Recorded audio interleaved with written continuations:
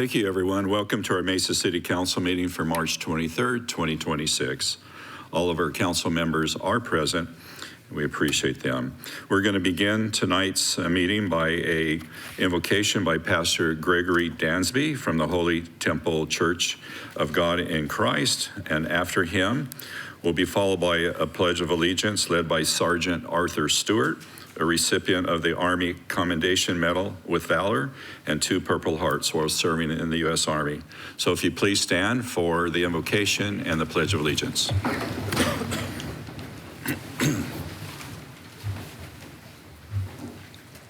Our Heavenly Father, the God who created the heavens and the earth, we come before you this afternoon thanking you for your goodness and for your grace towards us and for blessing us to see this day, a great day to honor you with praise and glory.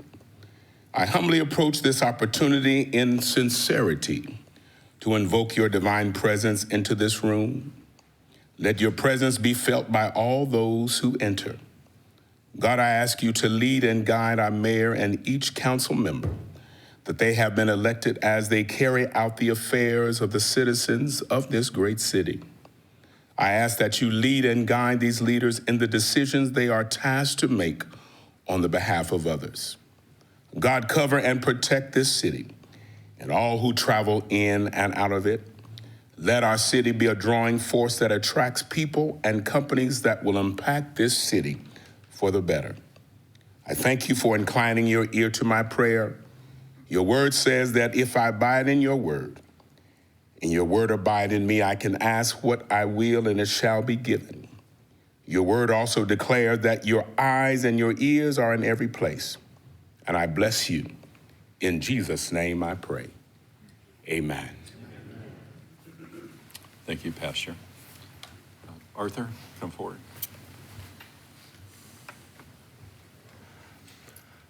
I pledge allegiance to the flag of the United States of America and to the republic for which it stands, one nation, under God, with indivisible, with liberty and justice for all. Thank you. Thank you, Pastor, and thank you, Sergeant Stewart. You're both welcome to leave if you want, and thank you for your service. I've known Sergeant Stewart since he was a very young man, so I appreciate your service. Mr. Christopher, time's yours. Good evening, Mayor and Council members. These are the items on the consent agenda. All items listed with an asterisk will be considered as a group by the City Council and will be enacted with one motion. There will be no separate discussion unless a council member or citizen requests, in which event the item will be removed from the consent agenda and considered as a separate item. Item 2, approval of minutes of previous meetings is written. Item 3A, act on liquor license application for Gin's Smoke Shop, 1927 North Gilbert Road. Item 3B, act on liquor license application for Palladino's Italian Eatery, 2711 South Alma School Road. Item 3C, act on liquor license application for La Tienda One Stop, 1620 West University Drive. Item 3D, act on liquor license application for Happy Food Mart, 406 North Country Club Drive. Item 3E, act on liquor license application for Mama's Soul Lounge, 1038 East Main Street.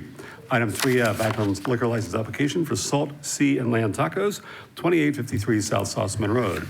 Item 4A has been removed from the consent agenda. Item 4B, approving 3-year term contract with 2-year renewal options for streetlight painting services for the Transportation Department. Items 4C and 4D have been removed from the consent agenda. Item 5A, approving resolution to enter into an option to lease and option to purchase agreement, a ground lease and a purchase and sale agreement between the City of Mesa and Helix Apartments to lease and for development and sale of city-owned land southwest of the intersection of Center Street and University Drive. Items 5B and 5C have been removed from the consent agenda. Mayor and council members, these are the items on the consent agenda. Thank you, Mr. Christopher. I'll entertain a motion to approve the consent agenda. Thank you, Mr. Redia. Thank you, Vice Mayor. Please cast your vote. Mayor and Council, Kevin, did you do 6A and 6B, or did you say they were pulled off? They're not pulled off according to my list.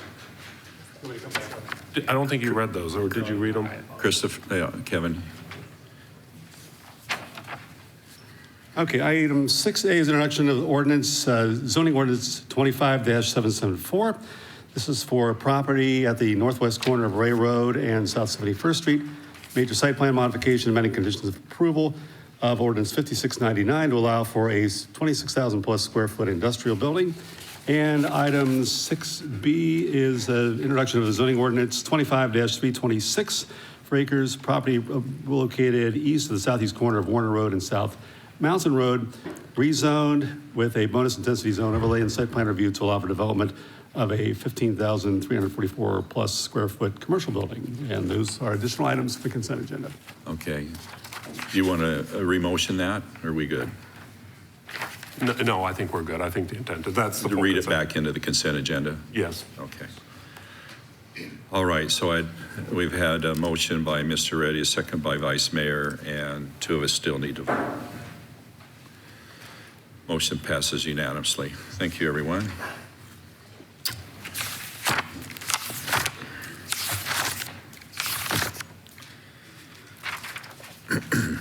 Okay, Mayor's discretion, I'm moving item 5C to the front of the agenda, and that's to, item 5C is to take action on the resolution modifying fees and charges for Falcon Field. Currently, we have 29 speakers, and you're all welcome to speak. However, if you wish to combine your thoughts or have someone speak for you, just let me know and we'll move forward. So if you all want to speak, that's just fine.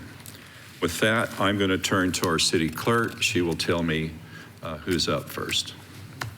Mayor and Council, if I could just read one statement again before, and I did Yes. this I did it at our prior study session, but I'd like to just also for the public, I know Council's aware of this.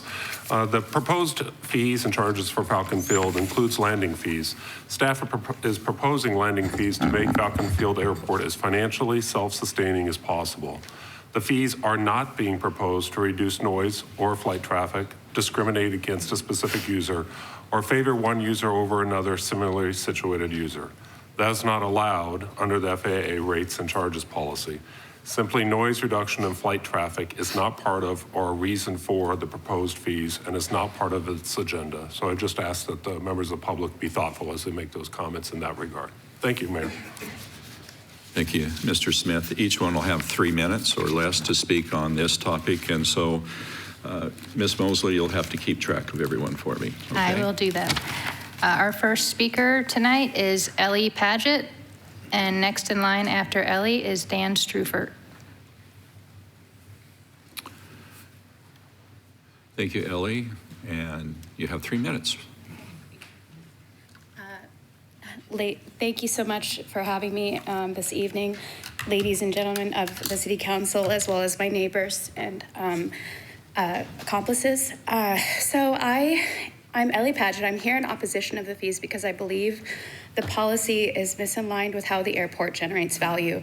The field that has been established since World War II, when my father served as a Green Beret, actually runs on operations like fuel sales, hangar leasing, and maintenance.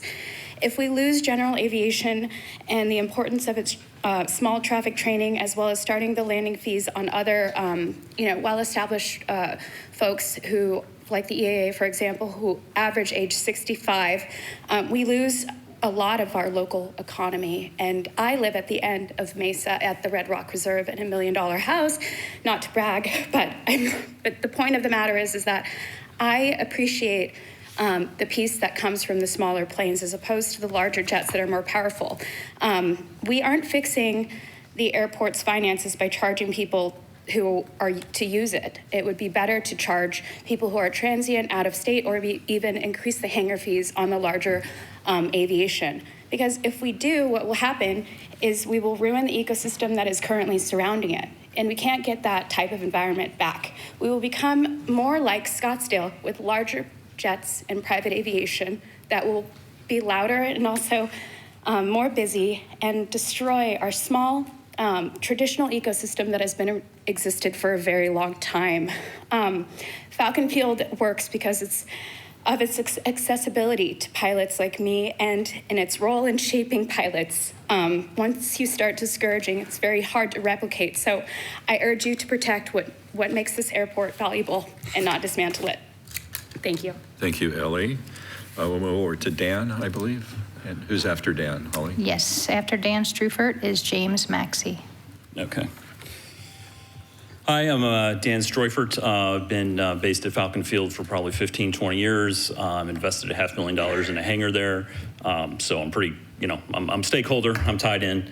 I've got over 20 years in aviation.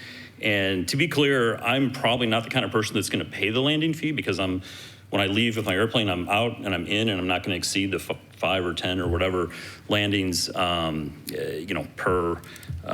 per month that I think is in the proposal. However, I am here because I've got a lot of aviation experience, and I can tell you that these sort of fees are really not the way to go about it. The first thing is, if the airport truly needs additional money, and I think that's debatable because of, you look at some of the spending that's been going on at the airport, and I always assume that the airport must be flush with money because there's a lot of spending going on there. That really needs to be looked at with a fine-tooth comb before we do something like landing fees. This is going to get attention from all over the country, and probably you're going to spend more in legal fees trying to defend this than you're going to get in revenue from the fees. So that needs to be kept in mind.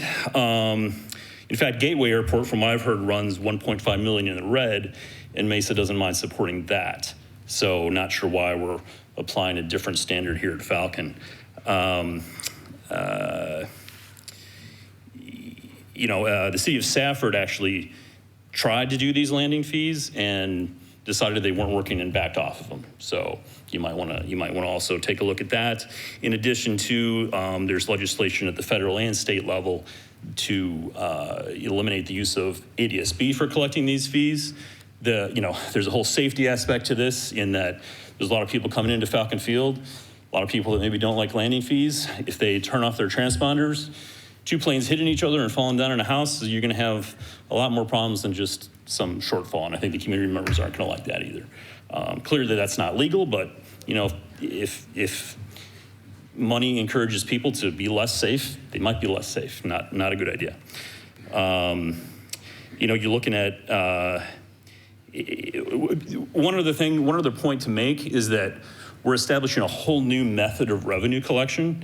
And I'm going to say something that's detrimental to myself, is that instead of a landing fee where we have to pay a vendor maybe a certain large percentage of this fee, why not just increase the fuel flowage tax or land lease rates? Because you can collect those fees with the system that's already in place, rather than having to make a new system and pay an existing vendor. And also, with the time left that I have, I would say that maybe also, if you're going to impose fees, make it 10 per aircraft, not 10 per based aircraft per month, because that way it won't punish visitors who want to come to Mesa. That's it. Thank you, Dan. Yep. Good timing. Jamie, is that correct? James Maxey. James. Followed by Mike Sperry.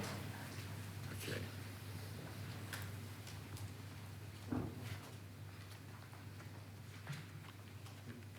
Hello, sir. You have 3 minutes. Good evening, Council and Mayor. I appreciate you having us here tonight, and thanks for listening to all of us.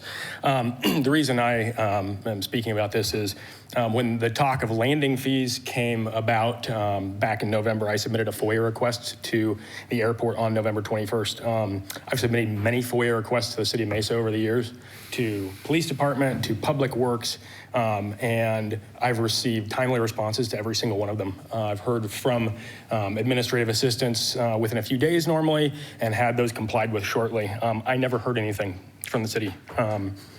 I finally heard back on February 22nd from Jessica Alonso at the airport, who went and said, hey, your request is too broad.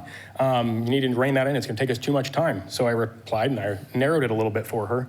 But I said, hey, the courts in Arizona go and have reaffirmed multiple times that just because it's too broad doesn't mean you don't have to comply with it.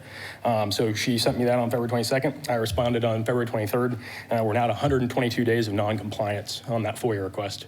I believe City Attorney Smith was actually incorrect earlier when he said what the airport was saying that these fees do and don't do, because we have had no transparency from the airport, and we actually don't know why they're implementing the fees.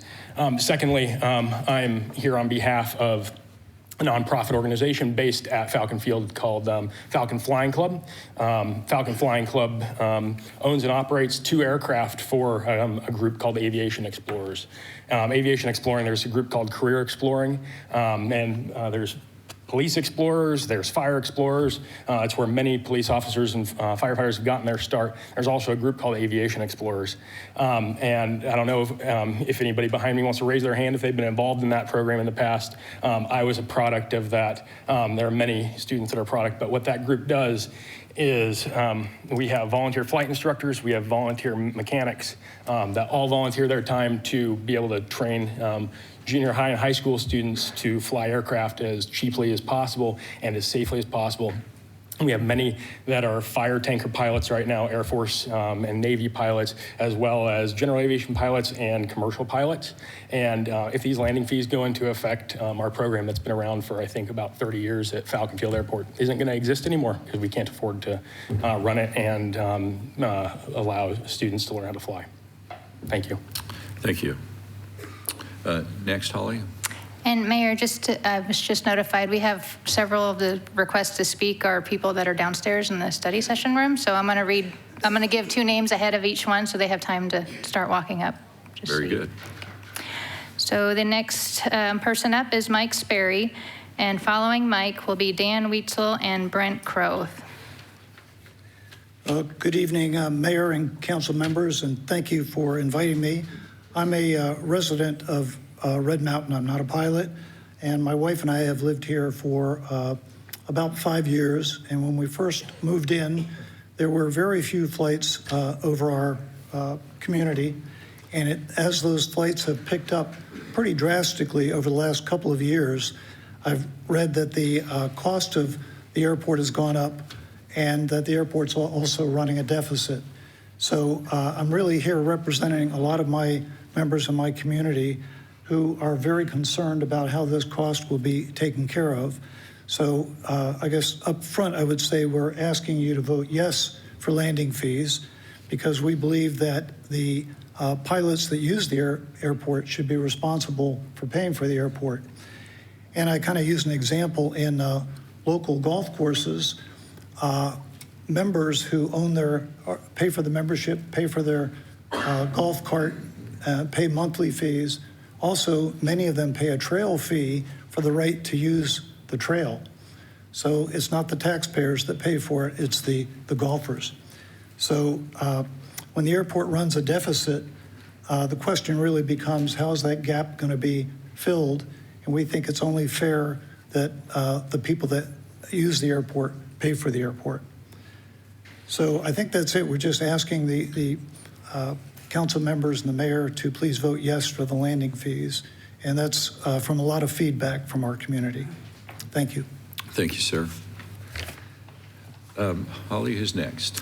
Next, we have Mr. Dan Weitzel, followed by Brent Crow and Trent Heidke. My name is Dan Weitzel, and I want to thank the mayor and city council members for giving me the opportunity to speak. I'm part of a leadership group that has been organized to represent the citizens of Las Sendas, Red Mountain Ranch, Reserve at Red Rock, the Groves, Alta Mesa, Apache Wells, Fountain Hills, Apache Junction, Summit, and Gold Canyon, as well as Mesa residents in general. In the past 1 to 2 years, residents of North Mesa and these surrounding communities have experienced a noticeable increase in repetitive flight activity. While the associated impacts are real, that's not why we're here tonight. Falcon Field is structured to operate as a self-sustaining enterprise. As it stands today, it is not meeting that goal, and if the proposed landing fees are not implemented, the burden will ultimately shift to Mesa taxpayers. It is not the responsibility of Mesa residents to subsidize the operational costs of an airport, especially when it is being used by private businesses as part of their operations. This is a matter of fairness and financial responsibility.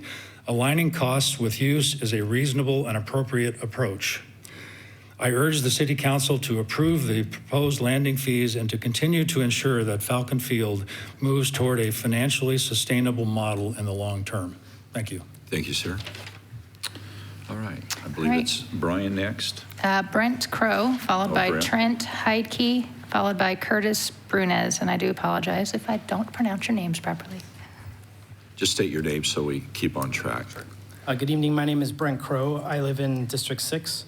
I've been a certified flight instructor here in Arizona since 2005, and I want to thank you for giving me the chance to speak. I'm here because I'm generally worried about the unintended consequences that landing fees will have, not just on pilots and flight schools, but here on Falcon Field, our local economy, and on the aviation safety in itself. Arizona is one of the few places in the world where pilot training thrives because of our weather and our freedom that our airspace infrastructure provides. That combination lets us train thousands of pilots safely, efficiently, and affordably. In fact, many countries send their pilots here specifically because we don't impose landing fees that make flight training more expensive, less accessible, and less safe. Introducing landing fees at Falcon Field puts that all at risk. First off, about 80% of Falcon Field's traffic is flight training, and most of those operators are based right here, and they simply cannot absorb this new cost. If the fee is implemented, those aircraft will have no choice but to move their flight training flights elsewhere. That means about 350,000 operations a year are pushed onto nearby airports that already have said they do not have the staffing or infrastructure to handle that burden. Second, the revenue that Falcon Field expects to collect won't materialize if the traffic leaves. Instead, the airport will lose federal funding because the grants that the airport receives depend on operation counts, and the remaining tenants will face even higher expenditures.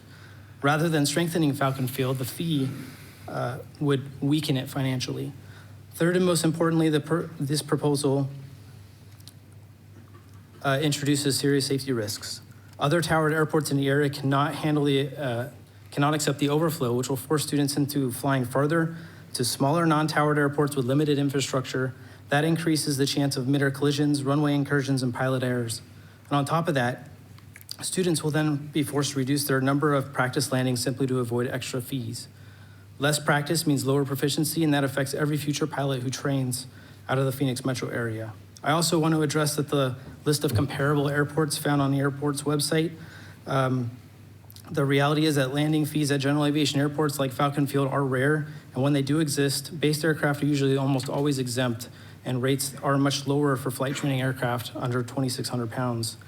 The comparison simply does not reflect the typical industry practice. So in summary, this fee threatens our airport's health, our economic engine, our training pipeline, and the safety of flight operations in our region. I respectfully ask Council to delay or reconsider the landing fee proposal until a full inclusive risk assessment and financial analysis can be completed. Let's take the time to get this right, not just for today, but for the generations of pilots who will rely on the decisions made here tonight. Thank you. Thank you, Brent. Right, next, we have Trent Heidke, followed by Curtis Brunez and David Winstanley. Holly, when you announce it, we have some seats here in front, so those that are coming to speak, they can sit in these reserved seats here in the front. Okay. And then they don't have to stand in the back. Your turn. I'm Trent Heidke. I've been a tenant for 35 years, seen a lot of things during the course of those 35 years. But I'm not gonna stand up here and give a speech. What I am gonna do is ask you guys some questions, because we've asked and no one's answered. To a gentleman's point earlier, there's been a request for information. None of it has transpired. I don't know how you can sit up there and say you're making an informed decision when you haven't let the rest of us understand what the basis of those decisions are. So number one question is, taxpayer dollars are being used to fund Mesa Gateway to the tune of $1.5 million a year. You know that, I know that. $850 million a year is coming into the economy of Mesa based on Falcon Field. You guys know that, look it up. Those are not my numbers, those are ADOT numbers. If you're gonna fund Mesa Gateway, why are you not funding with taxpayer dollars, the same taxpayer dollars, why are you not funding Falcon Field? Filling in the gap that's there. Okay, so that's question number one. The other question is Mesa Gateway does have landing fees.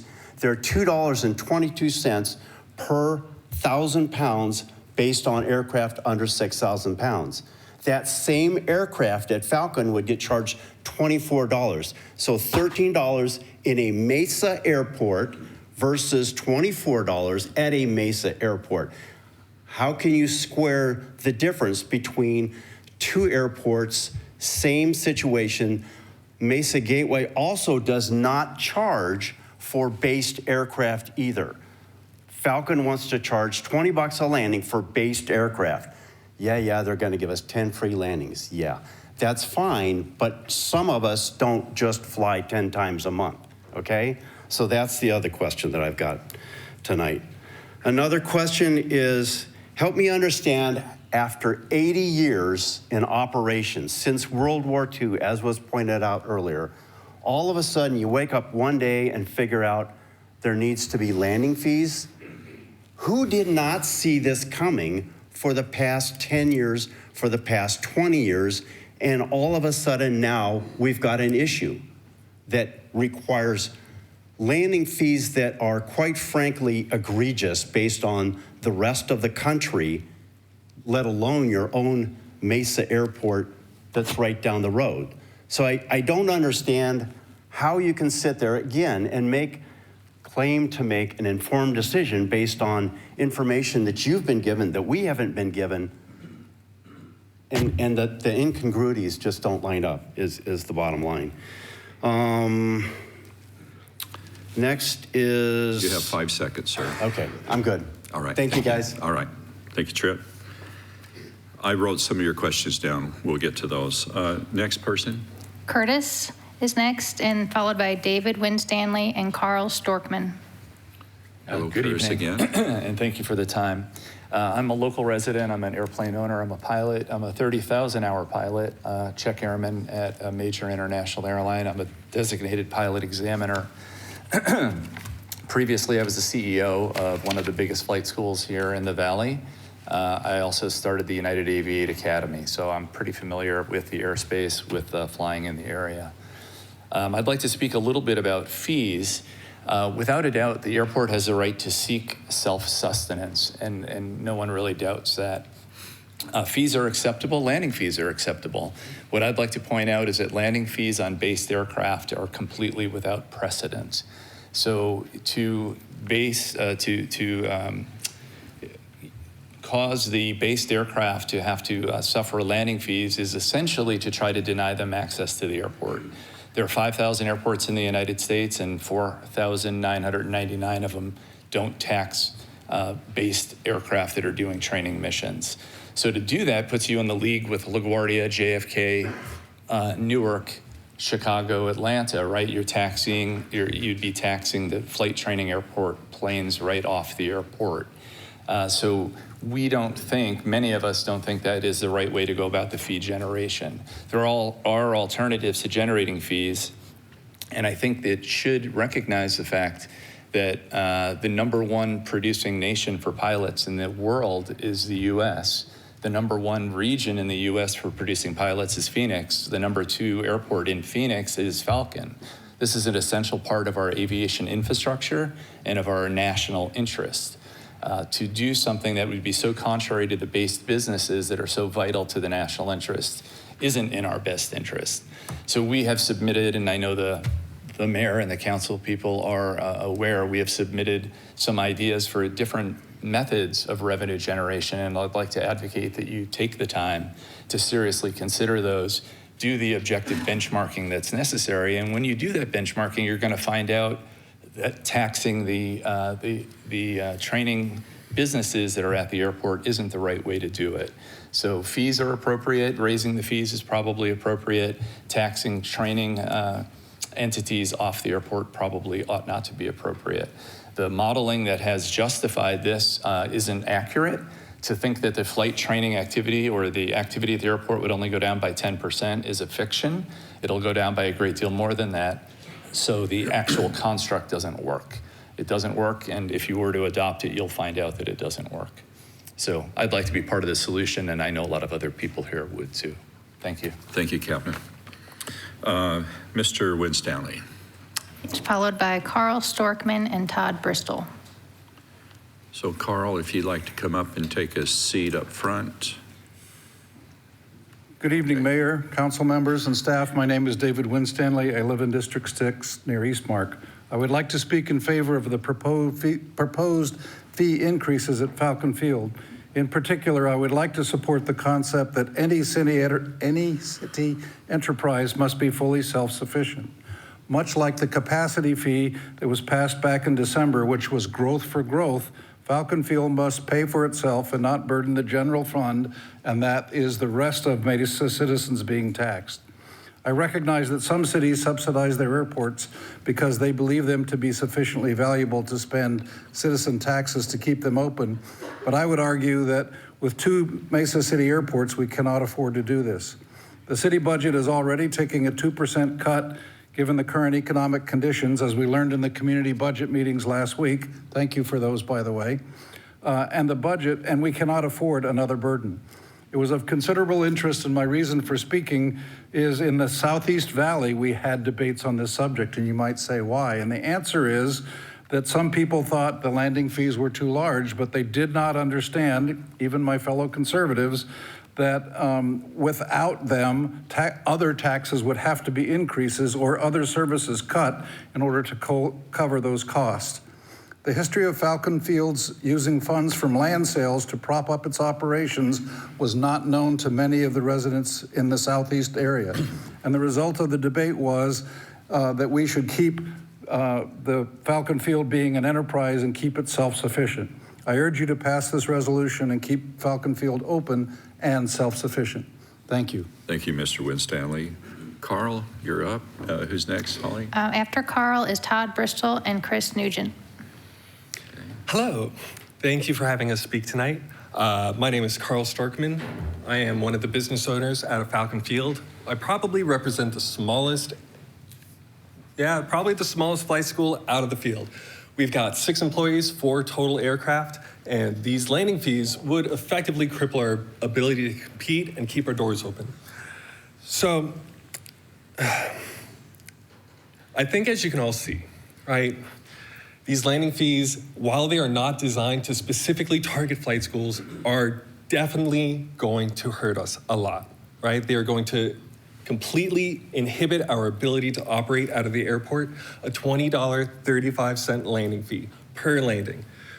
We get a lot out of Falcon Field, right? Falcon Field is an amazing airport. It's an amazing place to train out of. We get a lot of real world experience dealing with controllers, other aircraft, separation, and you can't really find that anywhere else in the Valley, right?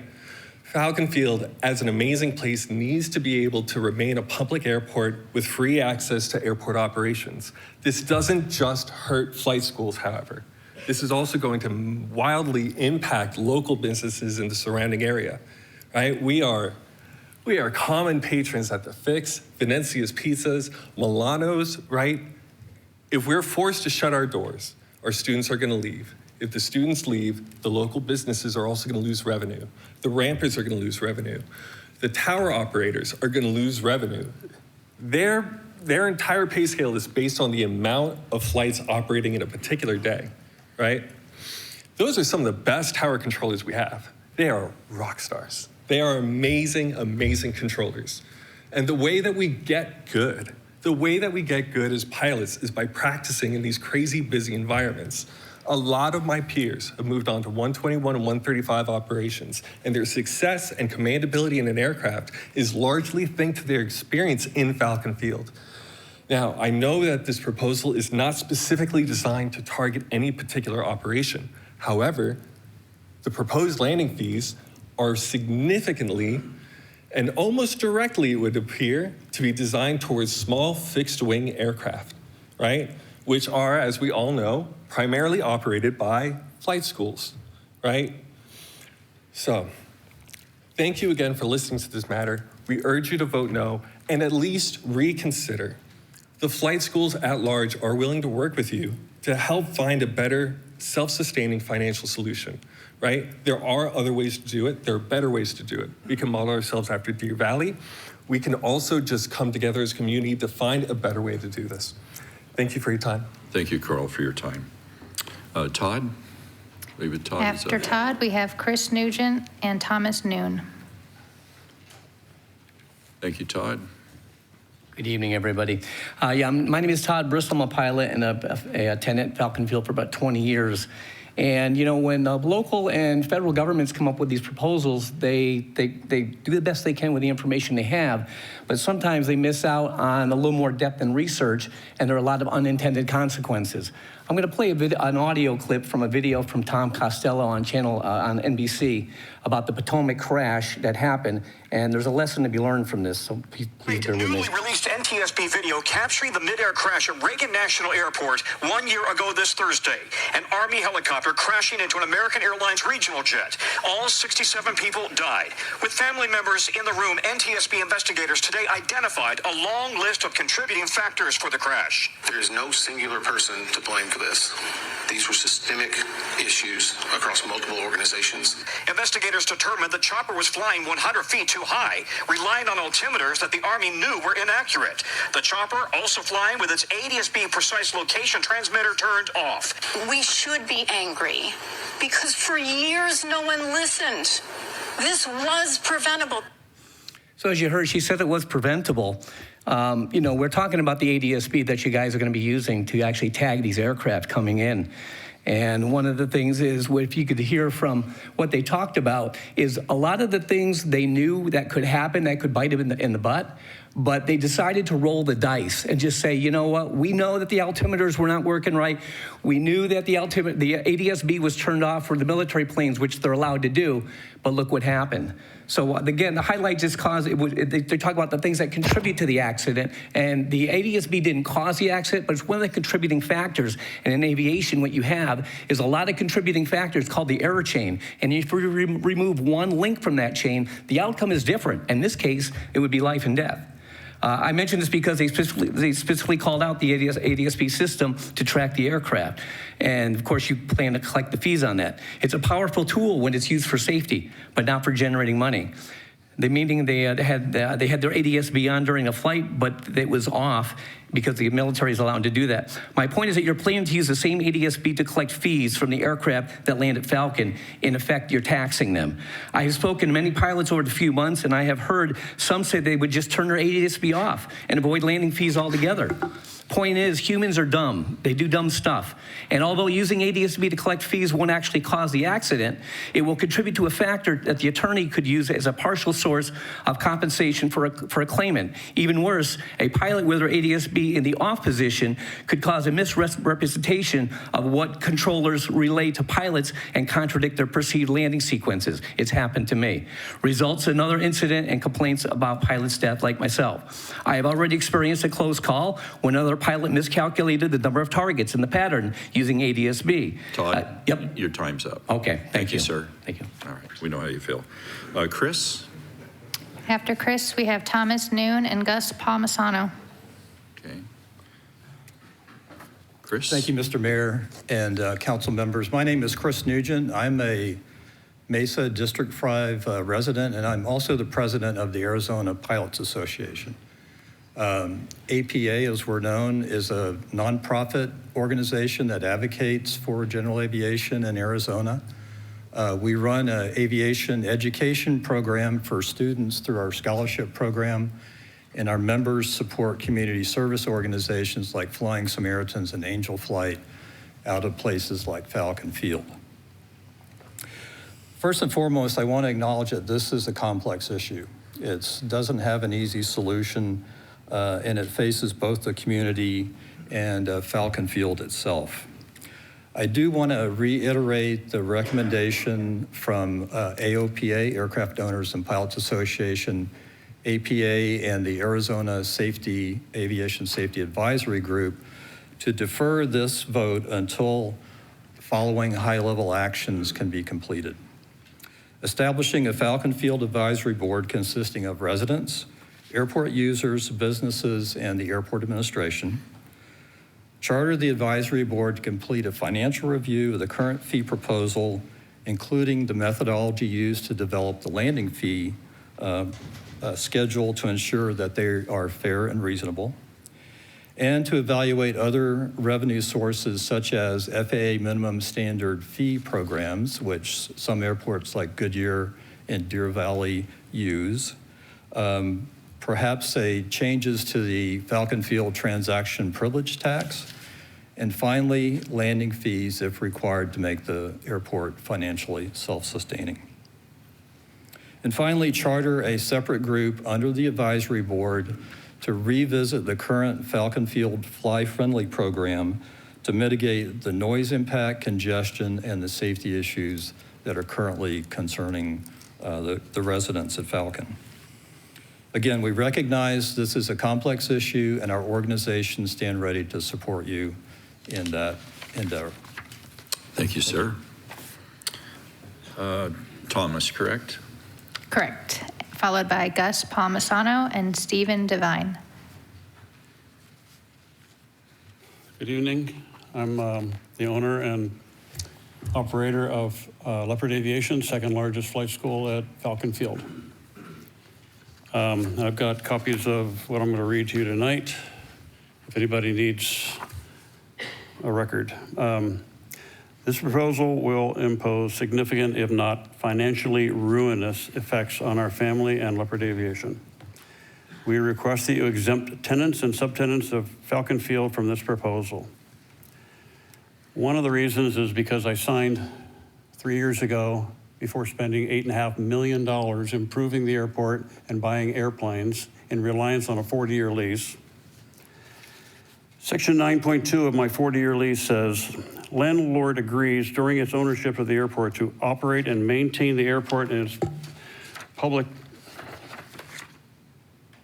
public airport facilities as a public airport consistent with and pursuant to the sponsor's assurances given by landlord to the United States government. Section 9.1, tenant is granted the non-exclusive right to use the airport necessary for ingress and egress to the premises, including taxiways, runways, taxi lanes, aprons, and navigational aids for the purposes of operating aircraft. I was required to install minimum improvements. Tenants shall construct in the premises the improvements, the minimum improvements shown on the development plan, which is attached as Exhibit D. I fulfilled my promise to spend $2.5 million upgrading the facility. I've got pictures of what we did to this thing. I was told by the airport director at the time, it's the nicest looking building and will encourage other people to do the same to Falcon Field.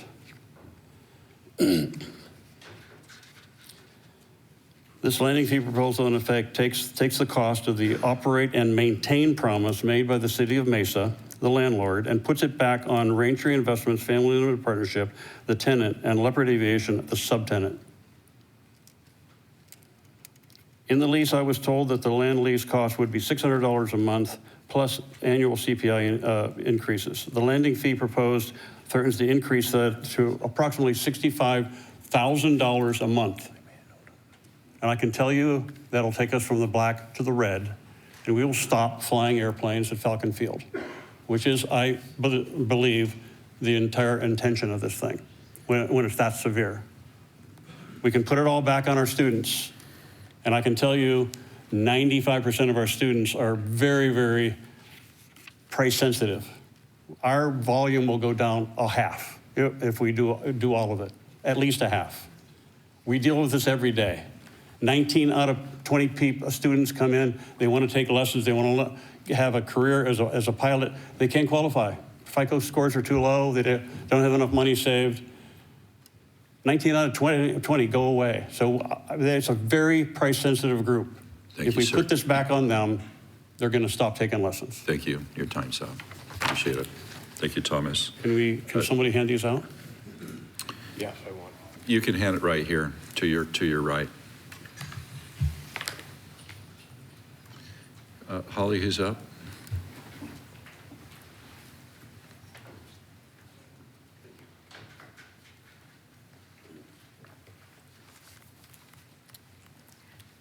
Next is Gus. I'm sorry, Gus. And then after Gus is Stephen Devine and Stephen Holt. Sir, you can sit here in this reserve seat over here.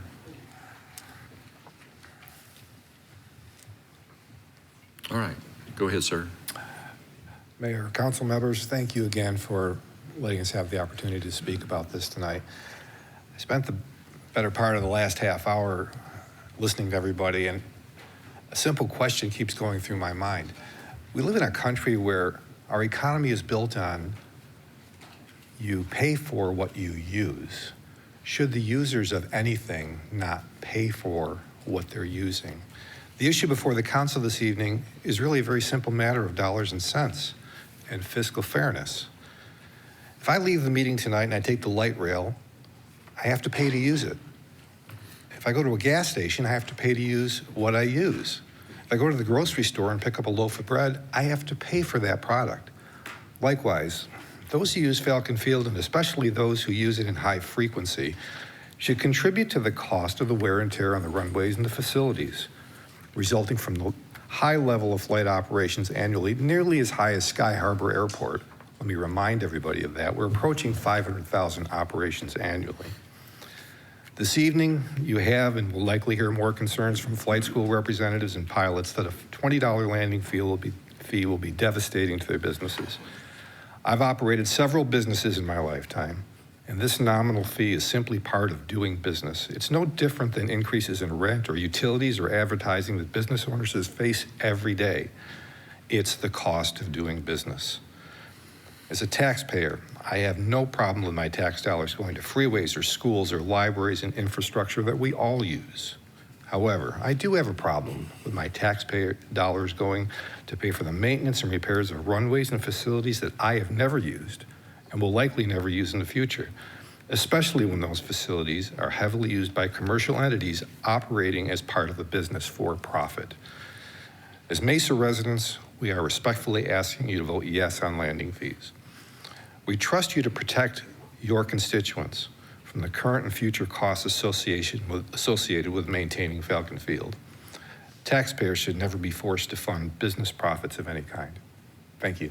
Thank you, sir. All right. Did you say Gus is next? As that was Gus, right? This is Stephen Devine, followed by Stephen Holt, followed by John Keith. Good evening, Mayor and Council. My name is Stephen Devine, and I am a small business owner at Falcon Field. I'm here tonight, not just for myself, but for the pilots, mechanics, instructors, students, veterans like myself, families, and those whose lives depend on this airport. Falcon Field is not just pavement and hangars. It's a history, it's a sacrifice. It's a living piece of American aviation. This airport carries the legacy of heroes like Chuck Yeager and Bud Anderson, men who helped define what courage means, what service and sacrifice to this nation means.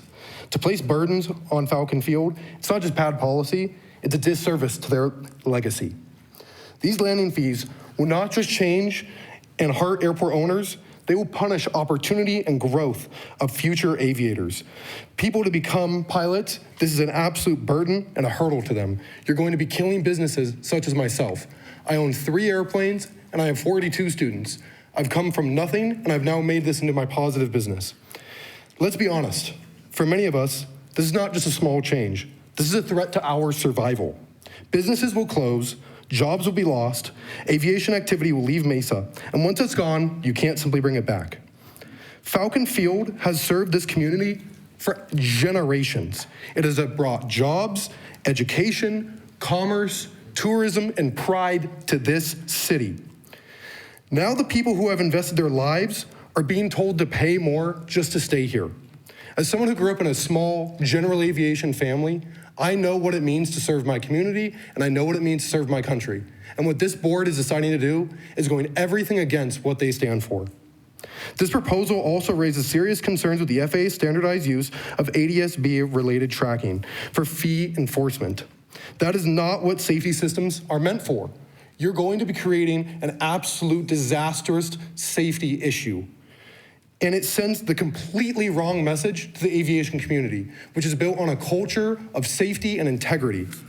Please do not be the council that is remembered for putting a price on Falcon Field's history, legacy, and community.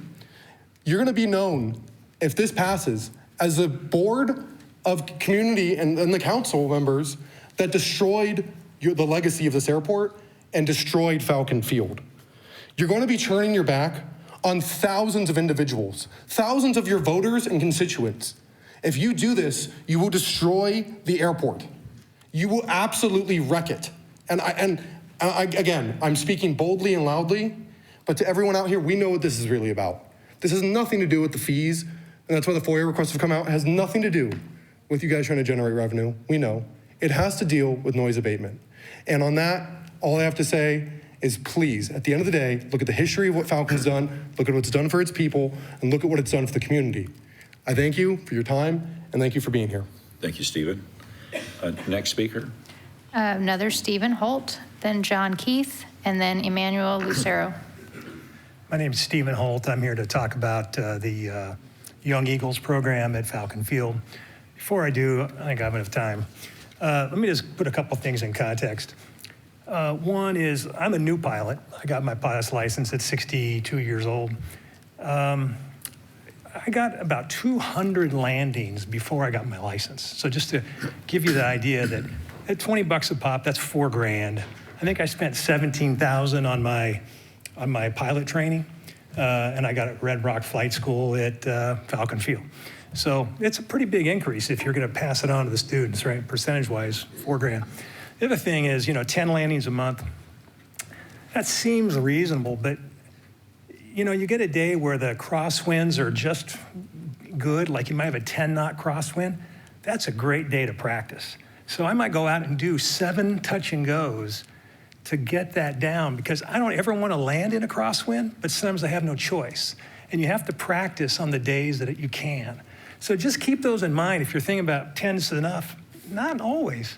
And it is a lot of money if you're a student. Okay, Young Eagles program. So the Young Eagles program, I organize that at Falcon Field. We give free flights to kids 8 to 17. I get a volunteer pilot, takes the kid up, shows them how the plane works, takes them up on a flight, gives them a debrief, lots of pictures of smiling kids. It's very fun. The kids, at the end of that, they get a membership to the Experimental Aircraft Association, or EAA. They get a magazine, and they also get a flight school, an online ground school.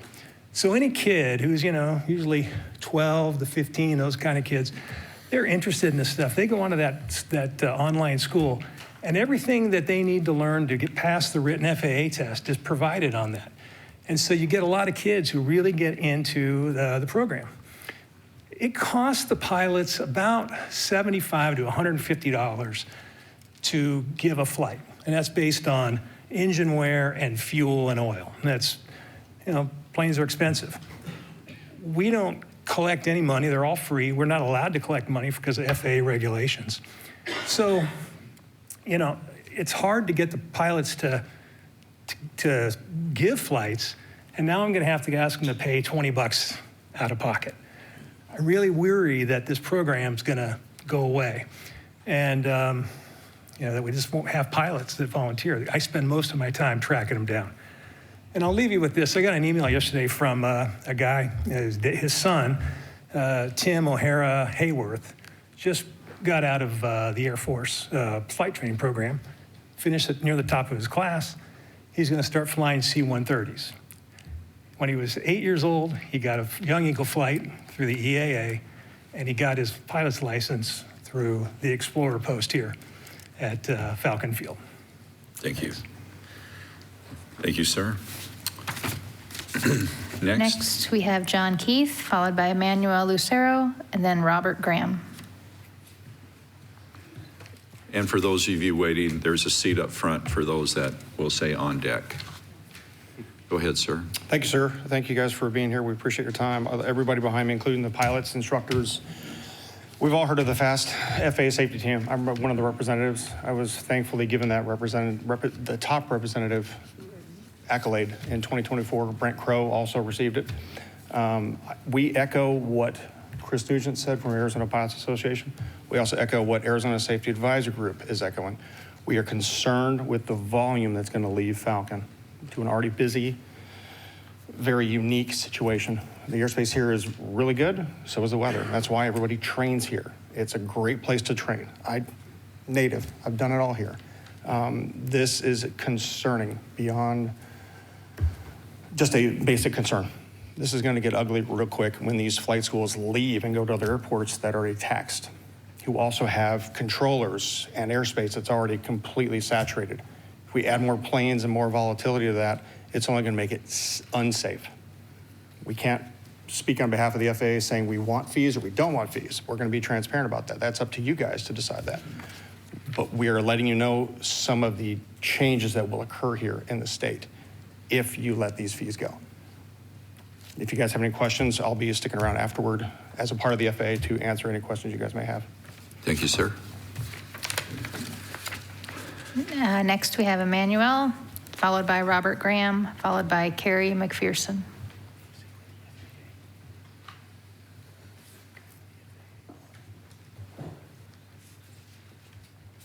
Hello, council members. Thank you for the opportunity to speak here.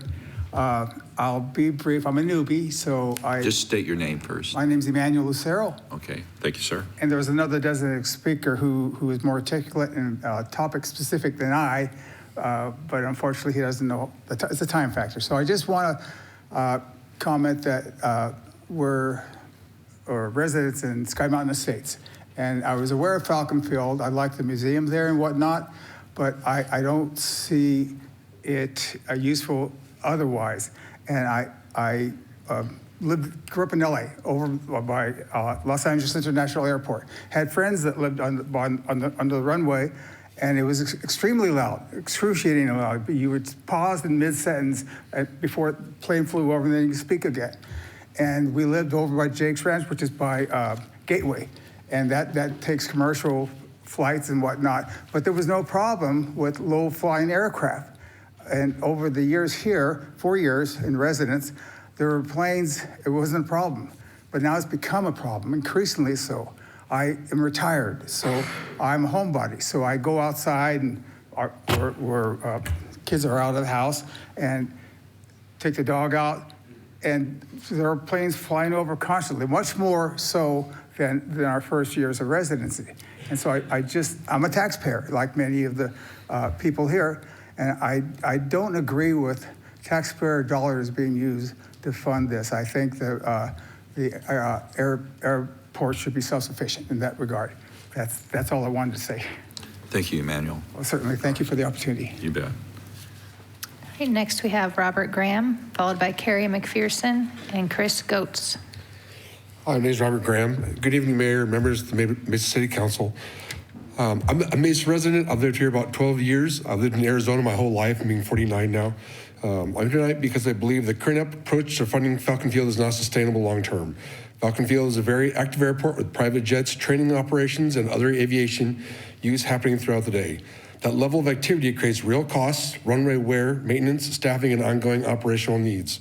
While federal and state grants help fund major capital projects, they do not cover the full cost of operating and maintaining the airport. As activity continues to grow, these costs grow with it. At some point, the question becomes simple: who should pay? Should it be users of the airport, or should it be the Mesa taxpayers?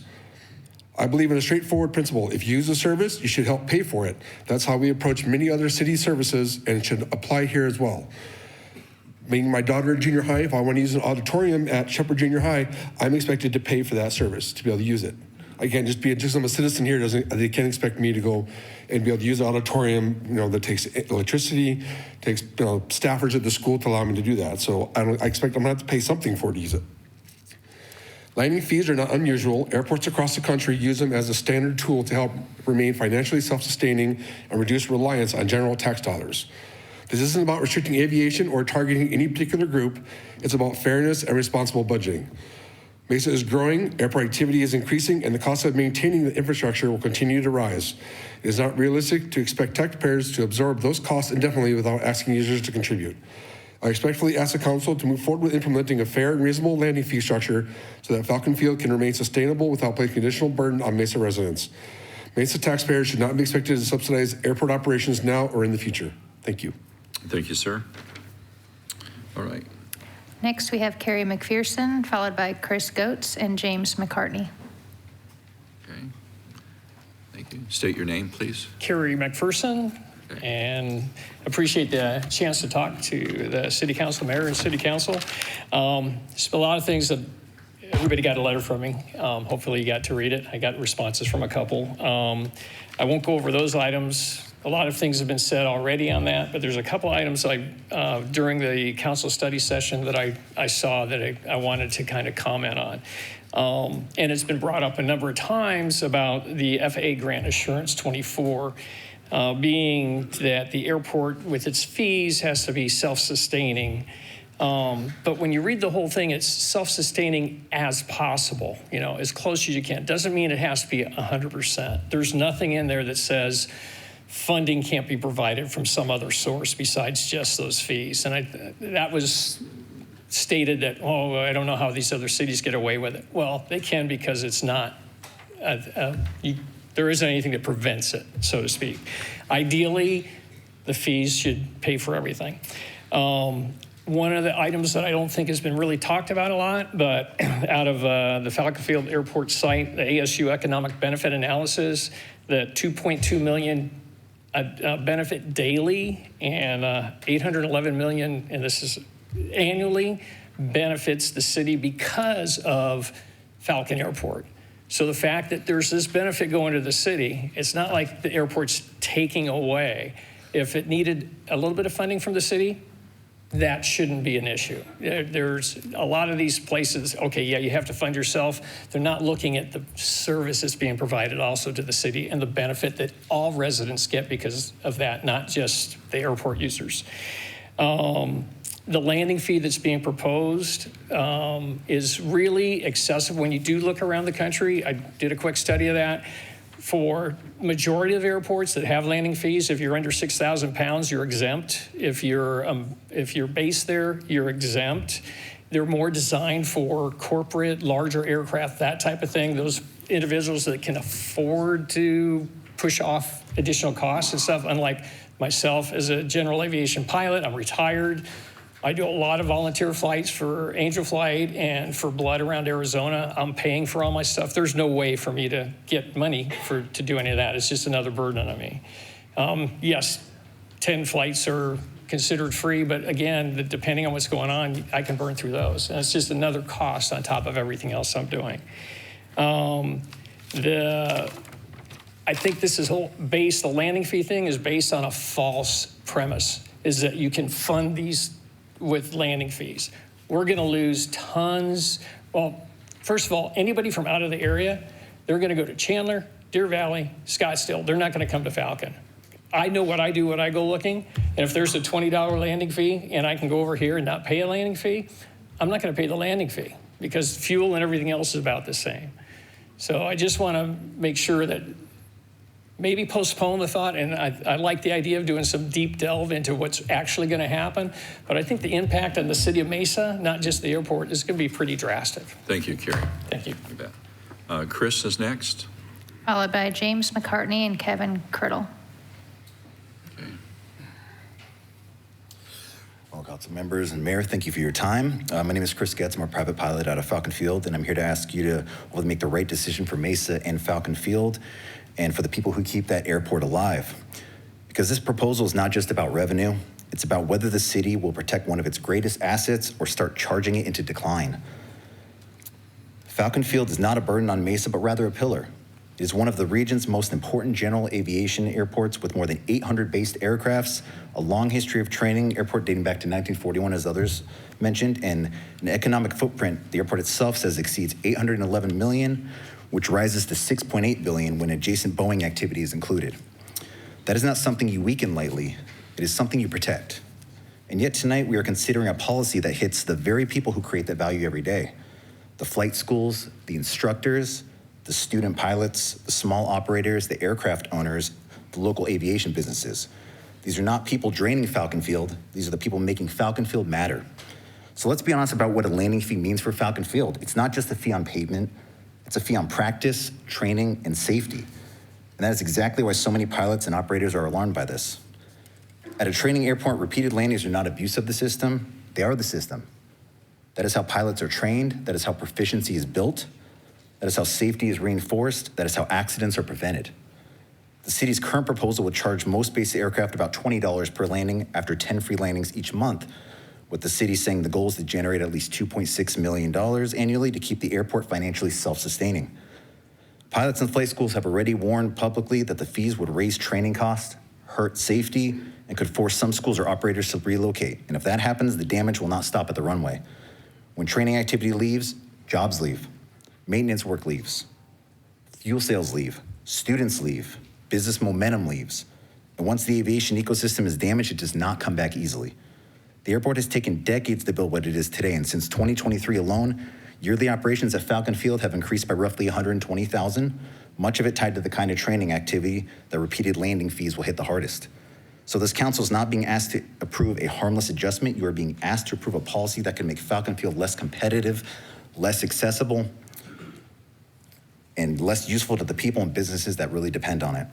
And here's the part that should trouble every one of you. If fees reduce activity and reduced activity hurts revenue, the answer cannot be to keep squeezing the remaining users harder. That is not sustainability, that is a spiral. A historic airport does not become stronger by punishing the very activity that gives it life. Council members, if you say Falcon Field matters to Mesa, then prove it. Protect the students who are trying to learn, protect the instructors trying to teach, protect the small businesses that are trying to survive, protect the airport community that has made Falcon Field an economic engine, a training hub, and a point of pride for the city. Do not tax their repetition, do not punish their growth, do not make safety and opportunity more expensive. And tonight you have a choice. You can vote for a fee or you can vote for Falcon Field. Please vote no for landing fees. Thank you so much for having me. Chris, appreciate it. Next speaker. James McCartney, followed by Kevin Criddle and Stephen Lewis. Hello, thank you, council members, for the opportunity to speak. I wanted to start with a specific snapshot of what it's like to live near the airport today. On a recent Sunday afternoon, I was sitting on my back patio between 12:20 and 1:20 and counted 47 flights coming over my house. That's almost one per minute. And it didn't include those that veered away from the departure path and veered away. This level of repetitive training activity and constant touch and go operations has fundamentally changed the quality of life in our neighborhood. While we recognize that Falcon Field is a vital asset to Mesa, the sheer volume of this activity has reached a point where it is no longer a background hum. It's a constant disruption to the peace and well-being of tax-paying residents. However, the reason I'm standing here is not just about noise, it's about economic fairness. Falcon Field operates as an enterprise fund. By definition, that means it should be self-sustaining, supported by those who use the facility rather than relying on the general fund or the pockets of the Mesa taxpayers who may never set foot on that airfield. We are at a financial crossroads. Since 2006, the airport has relied on a one-time $4.6 million land sale to mask its operational deficit. That savings account is almost empty. Currently, airfield revenues are approximately $375,000 with airfield expenses of $2.4 to $2.6 million. As noted by the city, critical airport maintenance is being deferred to balance the budget. We can no longer use a Band-Aid approach to maintenance while expecting Mesa taxpayers to eventually foot the bill for a total runway reconstruction. Tell me, who should bridge that gap? We believe the most equitable answer is a user pay model. In almost every other public utility or industry, those who utilize the infrastructure the most and put most wear and tear on it contribute the most to its upkeep. I want to be very clear. We're not asking for landing fees as a tool for noise abatement. We understand the FAA regulations and that federal funding prohibits using fees to restrict aviation activity based on noise concerns. Instead, we're advocating for landing fees as a tool for financial sustainability. Implementing a fair fee structure ensures that Falcon Field can maintain its own infrastructure and remain a premier aviation hub without being a perpetual financial burden on the city's residents. The current increase in repetitive flight training has strained the goodwill of the community. While we cannot legally use fees to stop the noise, the impact of our quality of life directly influences how we feel about subsidizing the operations with our tax dollars. We ask the council to pursue a path of balance. Let's make Falcon Field financially independent by ensuring that airport users contribute their fair share toward the facility they rely on. Thank you. Thank you, James. Kevin? After Kevin is Stephen Lewis and then Greg Hadley. Good evening, Council. My name is Kevin Criddle. I live in District 1, and I'm here on behalf of my family and a few of the neighbors who live in our area. And thanks for having all 20-something of us. You must be exhausted. I think everybody else in here is probably exhausted as well. But it's really nice of you guys to accommodate the whole group, so thanks for doing that. So I support Falcon Field and the aviation community, but I also believe that it needs to be done sustainably. It's a straightforward decision tonight. We've heard a lot of great speakers tonight on both sides of the issue. But really, the concept is, are we going to ask Mesa taxpayers to subsidize the business owners that are flying flight schools out of Falcon Field? Falcon Field is one of the most active training airports in our region, and those high-frequency flights are the driver of operational demand, and more importantly for council, it's the driver of long-term maintenance concerns. We've increased flights and we've increased the maintenance costs, the staffing costs. Every aspect of Falcon Field's cost structure increases based on the number of flights that are being flown. And just from a basic economic perspective, as you all understand, when usage drives cost, our pricing should also reflect that usage. We don't charge everyone the same for water or electricity. If I want to fill a 40,000-gallon pool, I'm going to be charged accordingly. Other folks have made that point tonight very well. The same is true of electricity. We've recognized, and I hope the council recognizes, the drastic difference between Falcon Field, which is primarily a local general aviation airport, deriving a simpler set of economic benefits from Gateway, which is a much larger regional driver of growth. I think there is a massive contrast between Mesa Falcon Field and also Mesa Gateway. A usage-based structure is important for a place like Falcon Field with the density of flight training and also the different cost structure and the different way that those costs are paid for over time as compared to Mesa Gateway.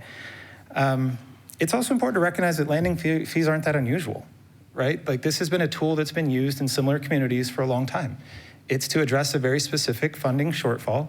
It's to make and enhance Falcon Field as a long-term viable asset. If we let deferred maintenance become, the tune of the day, we're not going to be a world-class aviation facility, pure and simple. The last point I'll make is, I think it should be intuitive to all of us that if we invite people from other cities, other states, and from around the world to come and enjoy the benefits of Falcon Field, those people from other cities, other states, and from around the world should be willing to bear the cost associated with Falcon Field. And if it costs $4,000 for students, let it be. They will be top 10 wage earners in this state. They will earn, as first officers and pilots, $200,000, $300,000, $500,000 eventually in their career. It's an extraordinary investment. Thank you. Thank you, Kevin. Stephen, is that correct? Yes, followed by Craig Hadley, then Mark Hunsaker. Greg, if you're here, you can come to the front, please. There's a chair for you. Stephen. Good evening, Mr. Mayor and council members. I appreciate this opportunity to address this august body on this very important subject. I have been in the aviation field for over 50 years. I'm a retired FAA air traffic controller, was also a first level supervisor and operations manager. Did 27 years with the FAA, and I'm a 4-year Navy veteran. I am a CFI, and my wife and I own a single engine airplane, and we fly out of Falcon Field.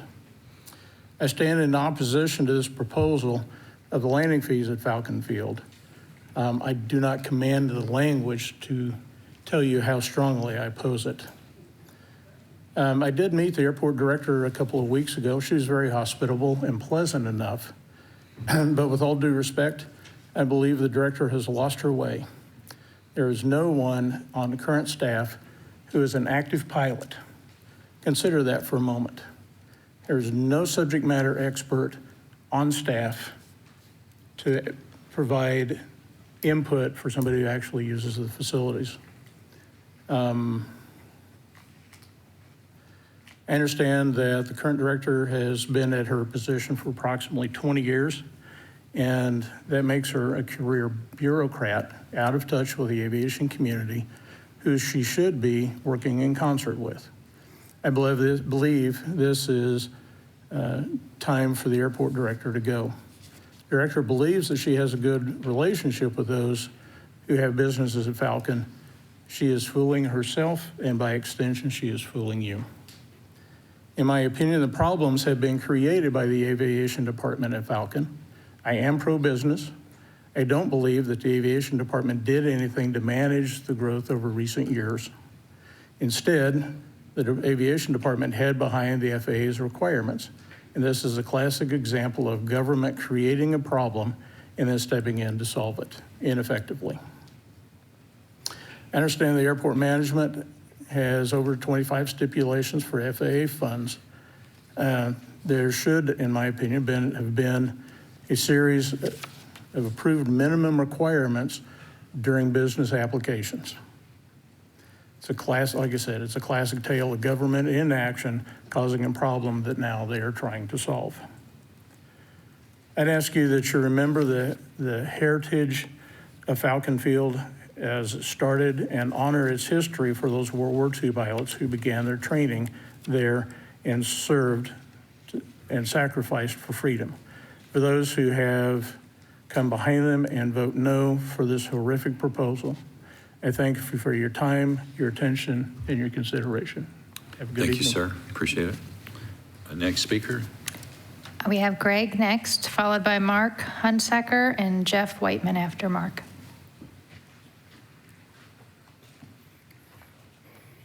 Good evening, Mayor and City Council. It's a pleasure to be here this evening. I am the owner of Simply Fly Flight School, which is one of the largest flight schools on the field. I echo a lot of the sentiment that has been mentioned this evening, and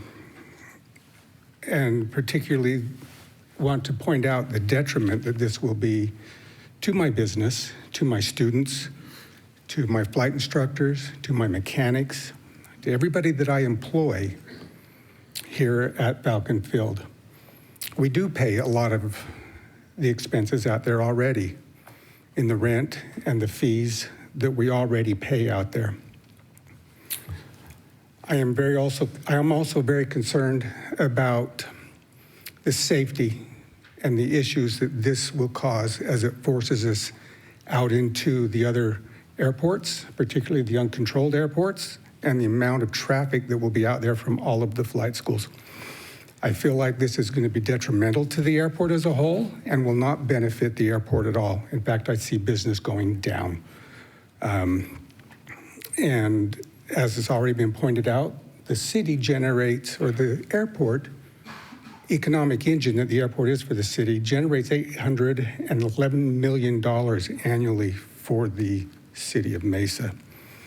So if business decreases by 50% at the airport, is the city of Mesa really ready to absorb that 50% cut in that $811 million? Just a thought.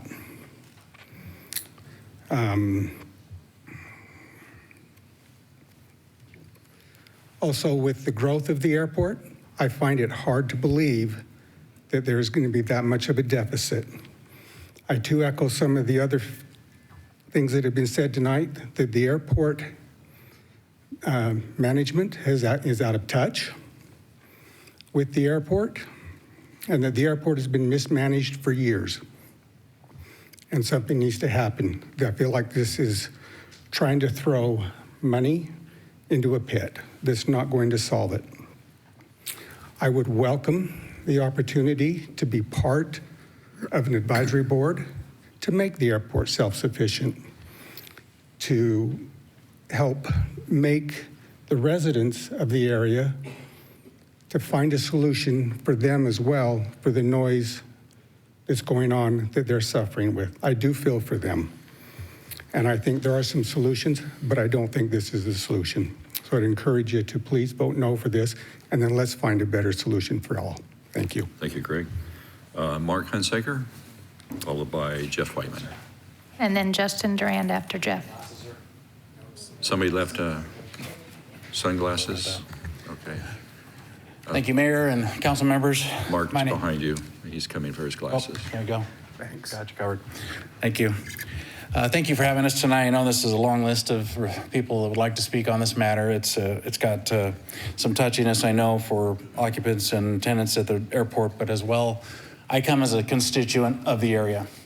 I've currently lived in my current home for 26 years, directly southwest of Falcon Field, within a linear mile of the runway and the airport. So needless to say, over the last 26 years, I've been a witness personally to the changes in the airport. Seeing them personally, I can speak to them authoritatively.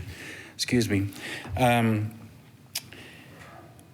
Needless to say, in those 26 years, I will also say I'm an aviation fan. I love planes. I grew up flying a Cessna 210 and a 182 with my dad around Arizona as he went to different appointments, and so I love planes. And up till around 5 years ago, I would have never complained about the amount of flights and airplanes flying around Falcon Field because I enjoyed seeing them and watching them, and they never seemed to bother me. But that's changed over the last 5 years. And I can't say with any specificity what that is exactly, but I know that the amount of flight school training flights has increased dramatically. Somebody quoted to me earlier today that over 80% of the takeoff and landing at that airport are currently training flights. That's a lot for any airport, in my opinion. I think that's basically telling us that Falcon Field has become a training site, not a normal airport for the area. I have a concern about safety. I can think of just recently in the last few months, 3 specific accidents that have happened on the southwest corner or area of that airport, 2 of which were training flights and 2 of which crashed and landed within 1,000 feet of my home. And so I naturally have some concern about the increasing amount of training flights in the area. And if we're talking about increasing that even more over the next few years, that becomes difficult. I just want to speak quickly about a couple comments that are made. If anybody's pay attention to what's gone on at Falcon Field is booming. You can drive around Falcon Field and almost every square inch of Falcon Field is being developed as private hangars right now. There's buildings going up all over, and there is plenty of business interest and opportunity for people to come in to supplant or replace perhaps some of the flight repetition flights that we may lose by these increased fees. Again, landing fees are part of doing business, and I think I would vote for you. I would hope you guys would vote yes on this matter. I think it's something that is needed for this particular airport. Thank you. Thank you, Mark. We have Jeff Whiteman, is that correct? Yes, Mayor, followed by Justin Durand and Kay Hunsaker. Mr. Whiteman, the mic's yours. Okay. Mayor and Council, thank you for taking on such a passionate, emotionally charged issue as this. I've lived out in the Falcon Field area for over 36 years. I own a relatively large business in Mesa. I fly 2 aircraft out of Falcon Field, and my family has been tenants at Falcon Field for over 60 years. But I also understand how neighbors do not want to pay for my flights or the maintenance of my flights. It's kind of like you move to a neighborhood or move into a golf course, you enjoy the golf course, you understand the golfers will play, you get a few balls in your yard, but then Top Golf takes over that hole and it's madness. So now we're asking the homeowner, hey, would you also subsidize the maintenance caused by Top Golf? So as a business owner, I understand, I'm trying to look at both sides of this. And based on the aircraft we fly, after I use our 10 credits a month, I'm not aware of anybody that will pay more per landing than we will. But I still believe it's the right thing to do. And I know it's going to upset people. I've heard it for, over an hour? But doing the right thing is not always doing the easy thing. So I commend you for doing this. I strongly encourage you to vote yes on this. The residents of Mesa should not shoulder the burden of maintaining Falcon Field. Those people that use Falcon Field should take care of that. And I know that will create some animosity with some of my neighbors out at the airport, but that's just how I see it. But thank you for standing strong. I have just another minute, so I'm going to use it. I heard a lot of talk about how the airport is going to crumble, and that is not the case. One, I think the airport does a good job with the cards they are dealt. I believe that if there's any reduction in air traffic, that will be filled back in with business jets. There's a lot of people that want to use Falcon Field from the business jet community, but it is like flying into a beehive. We use contract pilots sometimes, and we warn those contract pilots, you're going to fly into a level of intensity that you are not used to. It's okay, take a breath, it's gonna be okay, but it's a very crowded airspace. So I encourage you to do the right thing and create a self-sustaining airport, and don't rely on the citizens of Mesa to do that. Those funds are needed somewhere else. Thank you. Thank you, Mr. Whiteman. Who's after Mr. Whiteman? Justin, followed by Kay, followed by Art Jordan. Justin, Katie, there's a seat here if you'd like to use it. Thanks so much.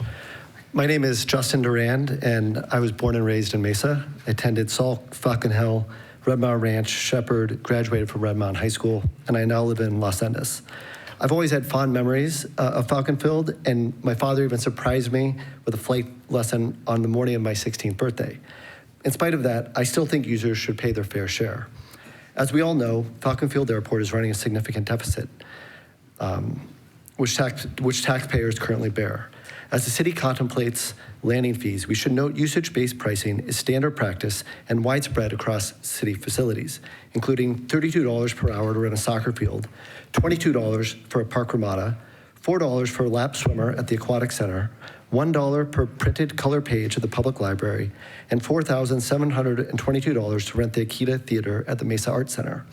As the city grows, and Mesa has grown 30x since Falcon Field was founded, the status quo often needs to change. $20 per landing is a small fee, less than what it costs to rent a ramada in the park. Obviously, we are seeing a lot of airport users complain about the landing fees tonight, but there is no reason why taxpayers should continue to subsidize these users. It's like expecting taxpayers to cover the tab every time someone rents a soccer field, uses the pool, or prints pages in the library. The people using the service may not like the fee, but that does not mean the general public should subsidize it. Usage-based landing fees ensure shared responsibility for Falcon Field's costs and protects taxpayers now and in the future. Thank you. Thank you very much, Justin. Katie, you're up. And then who's after Katie? After Kay is Art Jordan, then David Lee Beatty. Hi, my name is Kay Hunsaker, and I reside in Mesa. My husband just spoke a couple of speakers ago. We're about, like he said, a mile from the airport, but I'm going to speak in regards to our family business that we own at 3825 East McKellips, which is a half a mile just west of the corner of Greenfield and McKellips.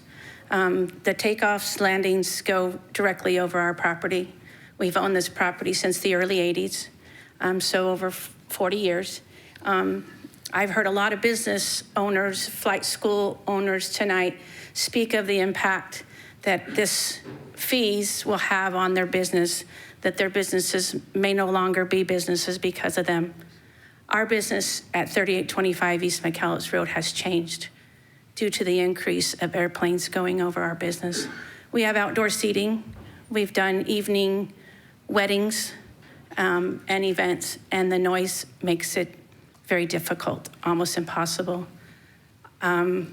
We grow citrus. I pack citrus, sort citrus every day. I'm outside 2 to 4 hours with the planes. I have customers that lately have said, how do you handle the noise? Because it is a lot. It is a lot lately, even more so. But it's really changed the environment of our business too. So I understand it's not only the businesses in the airport, but the surrounding businesses are affected by the noise and things. I know this tonight is about the fees and not the noise, but the noise does affect us. I am here to agree with the fees. I think if you play, you need to pay.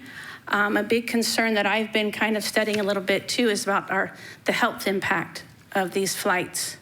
And I could be wrong in this, but I understand the fuel used in these small planes is still leaded fuel. I don't know the impact of that toxicity that's flying over continually. I would ask if the city has any studies on that. I would be interested in knowing that and the impacts of our communities. There's a school close by, parks close by, and businesses and residents, of course. The growth of Falcon Field has exploded. We've heard tonight a lot about World War II days. We're not there. My 90-year-old father-in-law learned to fly at Falcon Field, but it's not the same. And the amount of flights that increased, I read, we've had almost 100,000 increased flights from 2023 or more than that to 2024. Where's the ceiling? How many are we going to allow to keep coming in? I appreciate your time tonight, and thank you for listening. Thank you, Katie. Next speaker, please come up. Yeah. Right? Who's Yes, up? Art, and then David, and then Connor Hilly. Art, and then David. I will try to make eye contact, but I also want to be somewhat articulate, so I have a few notes. Art Jordan, 20 years in the lower reaches of Lucindas, the previous 20 over in the Citrus Grove, so kind of two different sides of the whole thing. I believe that the issues have been well framed and spoken about by all of the speakers tonight, so I'm not going to try and repeat any of that, but I showed a modest amount of interest in this a year ago and called the airport director and was told certain things that don't seem to be holding water at this point in terms of that the city of Mesa had no control over the issue. It is how the conversation went. The issues tonight have been well framed, as I said. It is primarily about flight schools operating at a price point that works for them. By Mesa providing the infrastructure for profit-making businesses misses a large portion of the issue, in my opinion. I encourage the council to make a balanced decision for all Mesa residents, not just operators of Falcon Field. The problem is I was told on that phone call a year ago that there were 140 flight school planes operating, blue and white airplanes. And when I'm out in my yard working in the lower reaches, the thing that has caught my attention, and I bring to you tonight, is they're touch and goes. I mean, they're coming up into Lucinda, circling, going back, and they're back within 3 minutes. It isn't about corporate jets bringing business to Mesa. It's about flight schools operating a public airport, in my opinion.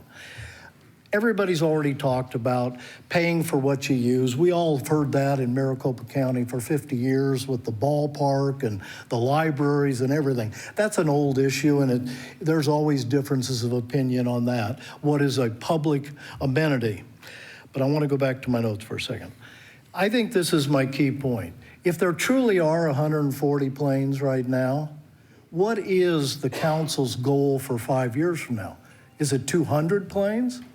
Is it 225 planes?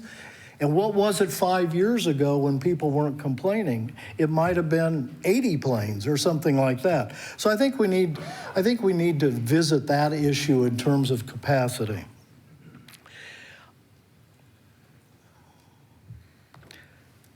I have no issues with airplanes being based at Falcon Field and all of that infrastructure. Again, repeating for the third time, it's touch and go. It's the repetitiveness on cool mornings, on Saturday and Sunday. The military planes occasionally come over at the low altitude also. The correct decision, in my opinion, is pilots should pay the real cost, including landing fees. Prices go up every year in most sectors of the economy. Customers adjust. Art. And they make market decisions. Your time's up. Thank you, sir. David? After David, who have? After David, we're down to the last four. We have Connor Hilly, Carrie Davis, Darcy Huish, and Jacob Abukadr. David, the mic's yours. Good evening. I'm David Beatty. I live in District 1. I'm native of Mesa. I took my first flight at Falcon in 1966. I worked at the airport in the 70s when I was going to high school, and I got my pilot's license at Falcon in 1979 when I was 18. I've been flying out of there a long time. I like to fly my wife and children and grandchildren around the state. But I am not opposed to the airport being self-sufficient. What I am opposed is the way it's being proposed. My thoughts here are going to stray a little bit from most everybody else, and it might not be popular. If the finances are a problem, I would say maybe you should look at the airport staff. They're the ones spending the money. They need to be both fiscally and operationally responsible. We have one of the busiest airports in the country because of all the training. We only have staff there 4 days a week, with the exception of maybe the guys that are running around the field. To me, that doesn't make any sense. Again, if there's a deficit, I'd look see how they're spending their money, what's necessary and what's frivolous. And to me, I see a lot of frivolous.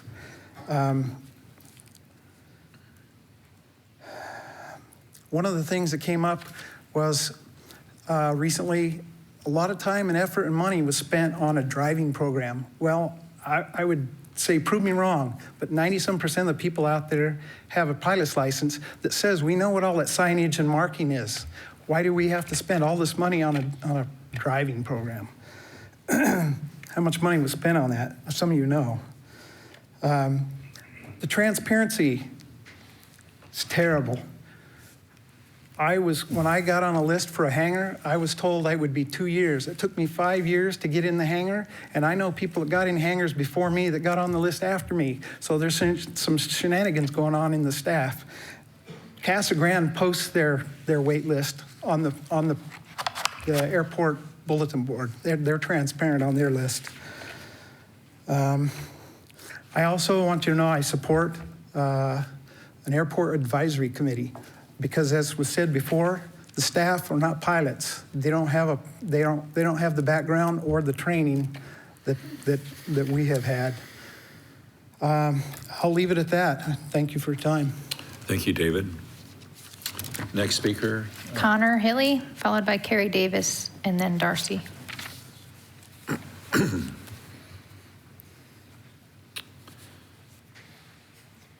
Good evening. Thank you so much for your time. Thank you for being here. And I want to particularly thank everyone who's here who has one of the other important issues on the agenda. I appreciate your patience with us tonight. My name's Connor Hilly. I'm a District 5 resident. I'm a pilot. I'm a newly minted flight instructor just a few months ago. And I moved to Mesa, Arizona from Georgia about 2 years ago. And the purpose of me speaking tonight is I want to emphasize the economic impact beyond just the flying that goes on at the airport. I know a few of my fellow citizens had mentioned the $811 million economic impact per year that has been projected from Falcon Field.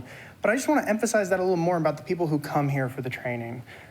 Like I said, I moved from Georgia, I rent here, I bought a car here, I go to small businesses all around the city of Mesa, right? I shop at the Fry's on Higley, and I pump my gas across the city. These things are often overlooked when we talk about an airport, right? It might not seem like the economic impacts are quite so wide, but everyone who comes here is pouring economic activity into the community.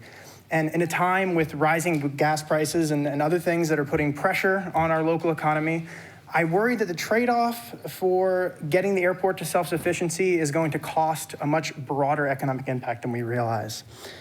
Now, some of us have also stated tonight that we want the airport to be self-sufficient, and I couldn't agree more. I'm happy to pay to keep the airport self-sufficient. I use it, and I don't think it's right that people pay that burden that otherwise don't use the airport. With that being said, though, I think a lot of aviation leaders have discussed here tonight that there are other ways to get the airport to self-sufficiency without risking the economic impact that we're talking about, and without driving people out of Falcon Field. Someone said, and I don't remember who, but they said that if you use, you should pay, right? And usage drives cost. The more people that use it, the more expensive the airport's going to be. And that's certainly true, but the less people that use it, the less revenue the airport's going to develop. And the concern is that we're going to start sort of a downward spiral here. We're going to have this fee, and then now we're going to get less pilots. I know they're projecting 10%, but like others, I think it's going to be substantially more. And that decrease is going to create a bigger shortfall. And now we're going to be back at square one with less traffic and less revenue for the airport.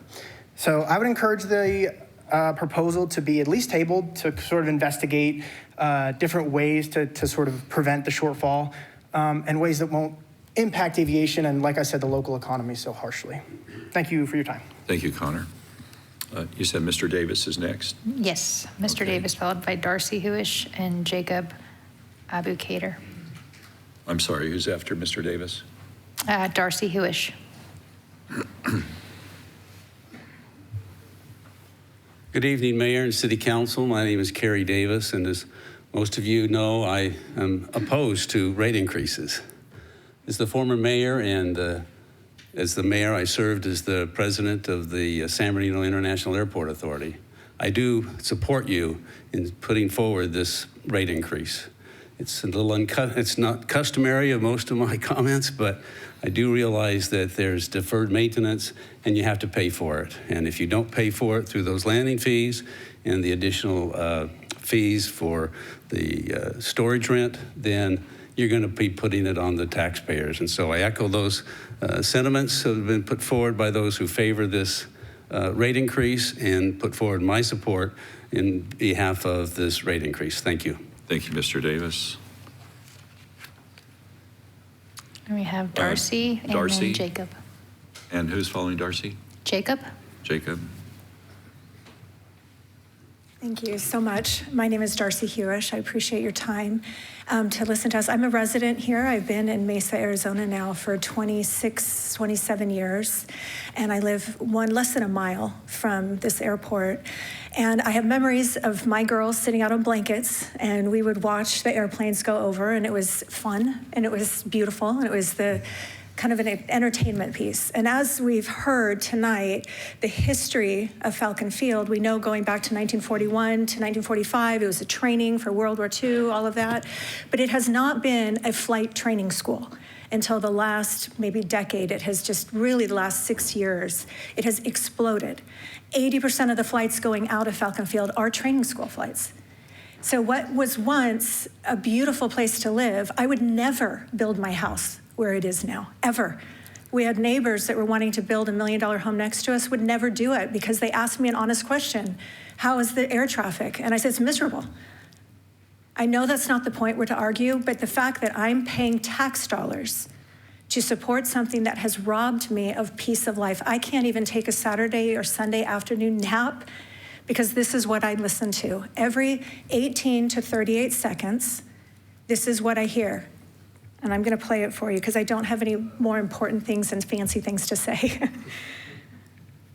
Give me a minute. I'm also not tech savvy, but I'll use my time to find this. This is just today. I could go at any point, any day, starting at 6:45 in the morning typically. It wakes me up in the morning and I go to sleep with this at night.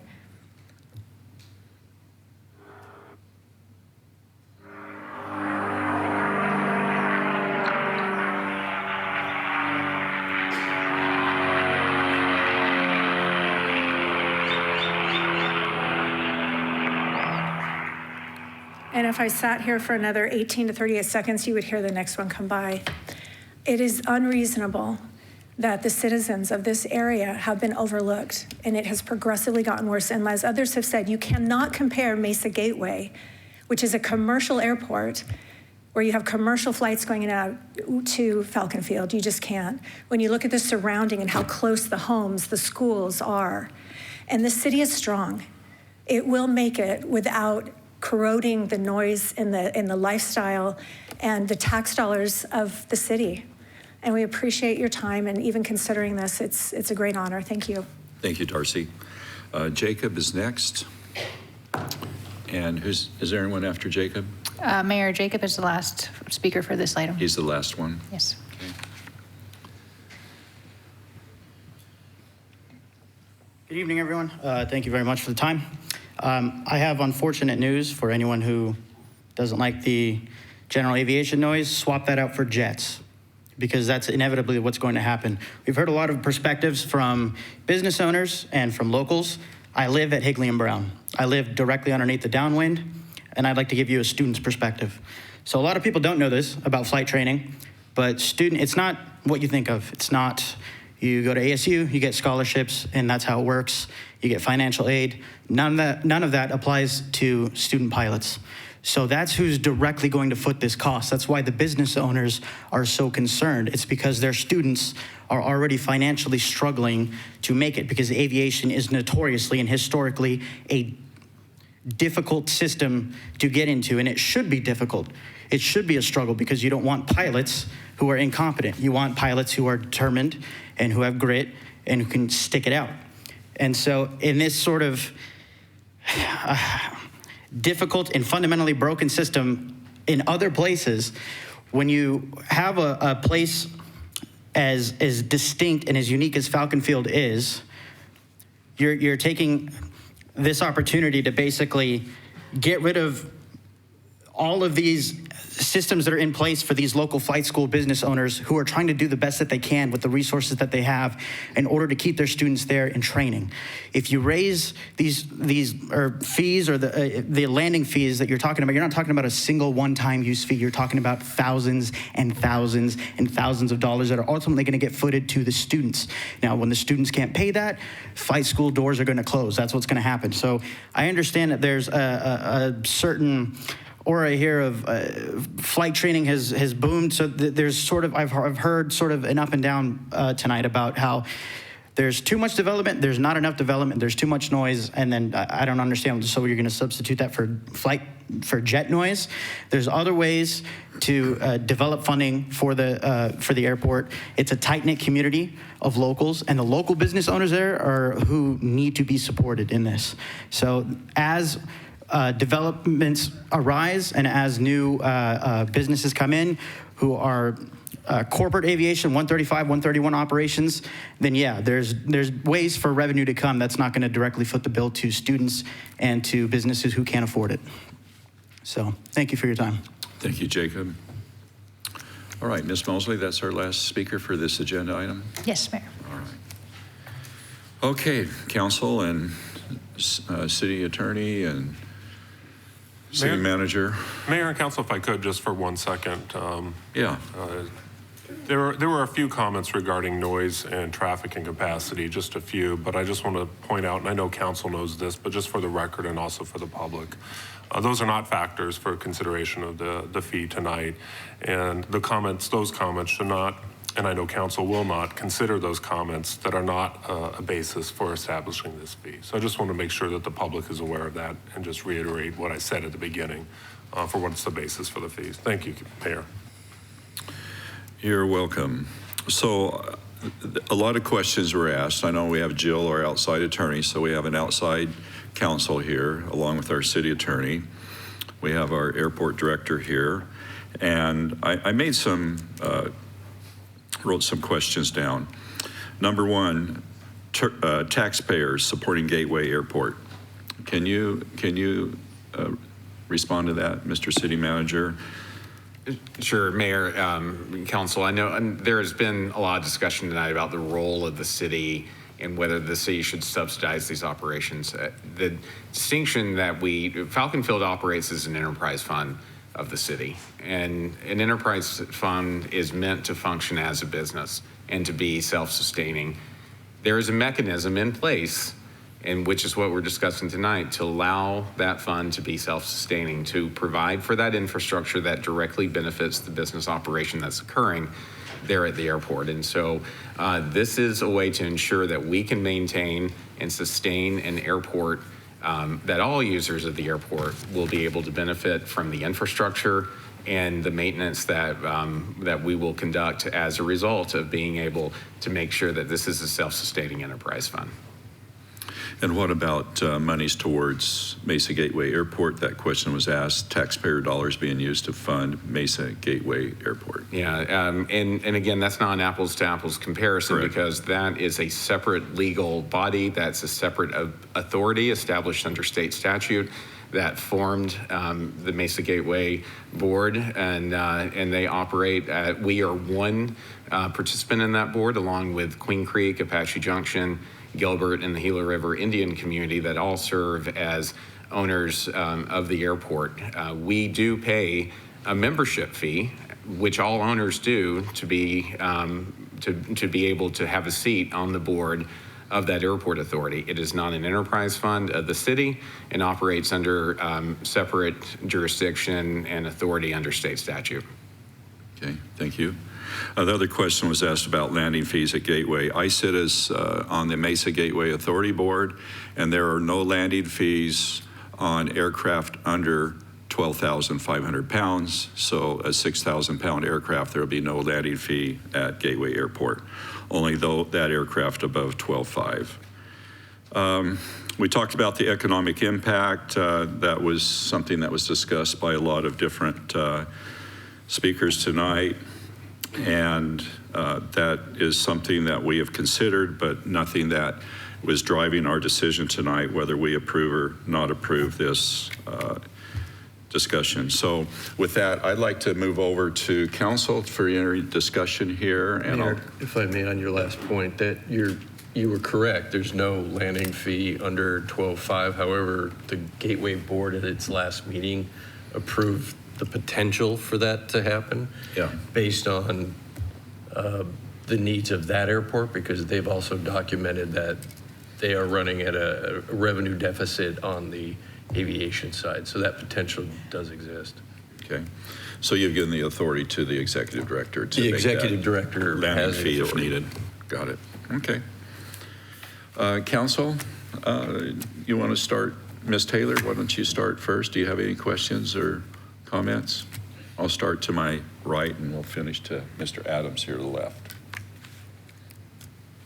I really only had, well, I had a couple questions. I think most of them were answered, but I was curious to know, does Falcon Field have any type of bulletin board or any type of calendar booking system so that if you do want to sign up for a hangar or a tie down, you can put yourself in a waiting list? Oh, hi, Corey. Mayor, Councilmember Taylor, we have explored that possibility. There are some airports, as someone mentioned, that do have that. But the current system that we have in place, the database, would list the names, and there are people that don't necessarily want their names to be published on that, a local bulletin board or whether it's online. We have tried and have looked into the possibility of perhaps assigning a number to someone when they get on the wait list, and then they can go and look on a list that would, again, probably be on our website that would say, okay, number, 23, you're, fifth on the list or whatever. But our current database system does not allow that type of scenario. So we are looking at the possibility of acquiring some additional new database system that would enable us to be able to do that. So people can just look online and maybe see what their number is and see where they are on the list. But anybody is always welcome to call us or send us an email. We have a couple members of our team that are highly focused on that. So people regularly call in and just ask, where am I on the wait list? And we're happy to provide that information. Thank you. I think my only other question was really around the differences between the Mesa Gateway Airport and Falcon Field and the enterprise setup, so thanks for answering that. I just needed some clarification on it. All right. Vice Mayor. Is it all right? Yes, we're going to skip me. Gentlemen first. Corinne, could you give us a brief, because we had this in the study session before, would you give us a brief overview of the different operational buckets, if you will, what has to pay for what, and how we got to a revenue shortfall? Yes, Mayor, Vice Mayor Summers, I'd be happy to do that. A couple of years ago, we made the decision to restructure our approach to how we look at our finances and our accounting, and decided to use a system that is supported by the FAA, which is a cost center approach. We established 3 separate cost centers at the airport. The first one is the ground leases. The second one is the hangars and city-owned hangars and tie-downs. And then the third one is the airfield. And we decided that the first cost center that we would look at in terms of whether it's financially self-sustaining or not, it would be the hangars and the tie-downs. So we looked at that over a year ago. and ultimately came to discover that that cost center is not financially self-sustaining.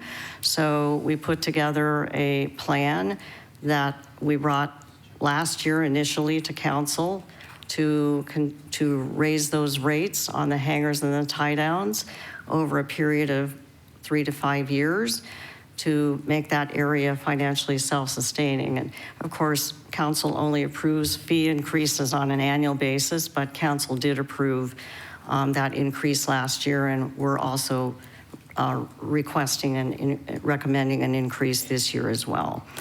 Then the second area, and we knew that this was going to be the big one to tackle, was the airfield cost center. And that cost center consists of the primary parts of the airfield cost center are those areas of the cost of the airport that are non-exclusive, meaning they're not leased out to anybody. They're not necessarily used predominantly by, for example, the city-owned hangar tenants. So we're talking the runways, the taxiways, the airfield lighting, the perimeter fencing. Everything on the movement area. Everything in the movement area, yes, and some things in the non-movement areas that are taxi lanes and so forth that are non-exclusive. And then, of course, the third cost center is the ground leases, and those are just for the ground leases that we currently have in place. And then, Scott, you talked about how there was a land sale a number of years ago, and then that was helping sustain the operations here, and that money has run out. So we're at a point where we're going into deficit. Would that be accurate? That would be accurate if we don't change the trajectory of how we would finance these infrastructure projects. There was also a question that was asked, and I apologize because I'm just taking these in kind of the order I heard them. Was there a full financial assessment conducted, and did we look at things like the fuel flowage tax and what other funding opportunities were done? I remember there was a slide on the fuel tax. Yes, Mayor, Vice Mayor Summers, we did look at a number of various options besides just the landing fees. We did look at the fuel flowage fees, which we are recommending a small increase in the fuel flowage fee. The challenge with the fuel flowage fee is that with the situation that we have at Falcon right now, we have one full service fixed base operator that is a fuel provider and another one that provides jet fuel. The prices that you charge for your fuel and for your fuel flowage fees are they are very price sensitive because the users of the airspace in the Phoenix area have lots of choices. And of course, if we raise the fuel flowage fees too high, of course, the fuel providers are going to have to pass that along to the customers. And then at that point, at some point, very quickly, the price of fuel at Falcon Field is so far above what is being offered at other airports that people will just not fuel at Falcon Field. Okay, so it's a balancing act. And it's very much a balancing act, yes. Emergency services, Angel Flight, I heard somebody speak to that they do Angel Flights here. Are there exemptions for things such as that? Fire protection, I know.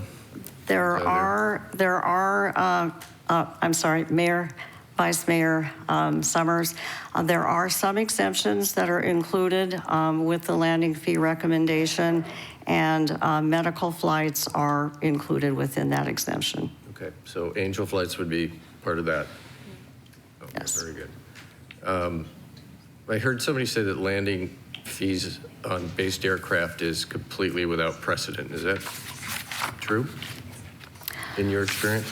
Mayor, Vice Mayor Summers, when we did our research, we researched and surveyed numerous airports across the United States. The ones that we did ultimately include on our survey list that we provided not only to you, but on the website for everybody to see. We contacted all of those airports directly and spoke with them and verified with them, are you charging this fee for everybody? And they said yes. I would also like to mention that, and this was after we had posted our information, that on March 1st of this year, the city of Van Nuys, or the Van Nuys Airport, which is part of the Los Angeles World Airport System, approved landing fees at Van Nuys Airport, which is a general aviation airport that's part of the LAWA system, and their landing fees apply to all users of the airport. And that's just very recent. And I'll ask one more and then I'll let some others speak. But how did we get to this figure of 10% drop in economic activity where it would still be a sustainable model for the landing fees? I mean, we had one commenter suggest 50% drop. I don't know where that came from either, and that 80% of the activity is flight schools. So if 80% of the activity are flight schools, how did we get to a 10% number? Was there a study done on this, or? Mayor, Vice Mayor Summers, the answer to that question is that no one knows at this point exactly what that number is going to be. And even if you talk to other airports, each airport has their own set of circumstances as far as, what types of operations they have at their airports and what other airports might be nearby that people could go to. We were trying to be positive, think positive, because if we increase that, let's say we went up to a 30% reduction, at that point, we would have to increase the landing fees that we were recommending. So we were trying to keep the fee as low as we could, but also factor in, some type of loss. Now, as we move forward, if council does approve the landing fees, obviously we are going to start collecting and seeing this data. So a year from now, when it's time for, or actually it would probably be sooner than that, in the next 6 months, we're going to begin looking at the fees and charges for next year, and we'll have a little better idea of what that loss number is, and we can adapt accordingly. So as a follow-up, did we ask other airports that have implemented a landing fee what their reduction in activity was? Mayor, Vice Mayor Summers, we did not specifically ask those airports because, again, it just depends upon what that particular airport, what their makeup is, what the proximity is to other airports and so forth. So, so we did not ask that question. Okay. Mayor and Vice Mayor, if I could add, there was an initial assessment with actually a higher percentage than 10%, and that results in a higher landing fee. And then the airport looked at what I'll call a more conservative number and dropped, or optimistic number, you might say, and dropped it to 10%. And by doing that, the landing fee came down. And so the idea is to keep that number percentage low to also help keep the landing fee lower. And so the initial estimate or guesstimate is a higher percentage than that, but in order to make the fee lower, we've estimated that number lower. But like Kareem pointed out, we'll probably be back in a year potentially to see how we need to adjust that if that's necessary. Thank you. Ms. Taylor, I saw you. I just wanted to clarify. So you were saying that we didn't do an apples to apples because that doesn't exist. Is that right? It's not really plausible. Mayor, Councilmember Taylor, in the industry, it's well known as if you see one airport, you've seen one airport, because every airport is a little bit different. We've seen discussions tonight about the fact that there are some airports that are subsidized or given money from their municipalities, and other airports like Falcon Field that are not. So it's very hard to really get an apples to apples because every airport is just unique. Yeah, and that's, I would say, further evidence as to why we also can't compare Falcon Field to Mesa Gateway either. That's just not a realistic comparison. I would agree with that 100%. Okay. Ms. Duff? Yes, I have just a few questions here. I have some concerns, and maybe we discussed it last week, but I'd like to review it again, that the nonprofit entities, I've heard tonight, Aviation Explorers and Young Eagles, and I'm sure there might be some others, the education part of taking youth up and exposing them to aviation as a career, those activities as a nonprofit would incur the landing fee. Is that correct? I know there's exemptions on some nonprofits. I don't know the Mayor, exact. Council Member Duff, that is correct. We tried to look at that initially to see if that would be a possibility, but we really had to narrow it down to what groups can you really tie back a service to the community that is basically an emergency type of service, such as the medical flights and so forth. And so there are a lot of absolutely wonderful groups, 501c3s, that are performing wonderful things to get young people interested in aviation, and the airport has always heartily supported the efforts of those groups. But because of the fact that we're going to have to try to fine-tune a system to determine if someone is actually conducting one of those flights or if they're using it not to conduct one of those flights, but saying that they are, that's very, very hard to track. And I'm not saying that you know, I don't mean to be disparaging in that regard. It's just that administratively, it's very hard to keep track of that. And Mayor, Councilmember Duff, can we just add, that would be, again, after the 10 flights that they would be, the 10 landings that they are given as part of this. So it would only be after that. Now, I can understand that you have an owner of a plane who's doing it as a service to the community and to the youth, how to differentiate their flights versus the ones in which they're doing the education nonprofit work. I'm not that, this is a side question I'm debating to ask it. I heard as far as being able to track the flights with the ADSB. So is that how it's going to be tracked as far as evaluating the landing fees or calculating? Mayor, Councilmember Duff, thank you for asking that question. The initial approach would be, if council approves this, to hire a third-party vendor who would use the ADSB as is commonly used across the United States for tracking flights.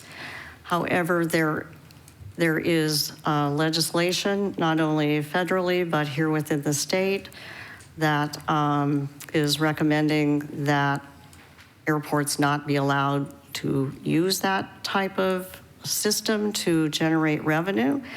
If that legislation were to pass, then we would work with our third-party vendor to use the more traditional approach, which has been used for many, many years prior to the ADSB coming online, and that would be to set up and install a camera system that would be there to take photographs of the aircraft as they are landing.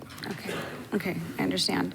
And I know there was a bunch of stakeholder meetings. I assume you met with the flight schools as well in those meetings? No? Mayor, Councilmember Duff, we as the airport, since December, we held 17 public meetings with folks. I should say 15 that were sponsored by the airport, and then 2 of them that were actually, we were asked to participate in a meeting with them. But the airport itself, let's focus on the 15. We, as the airport, we held 15 meetings since early December to, first of all, let the tenants and the aeronautical users, whether they're based at Falcon or if they live in Boston, everybody was welcome to participate and to be involved. The first few meetings were held more as an educational tool, but we did, of course, give them the opportunity to ask questions if they had any or to follow up with us. And then the last set of meetings that we held most recently was strictly a question and answer.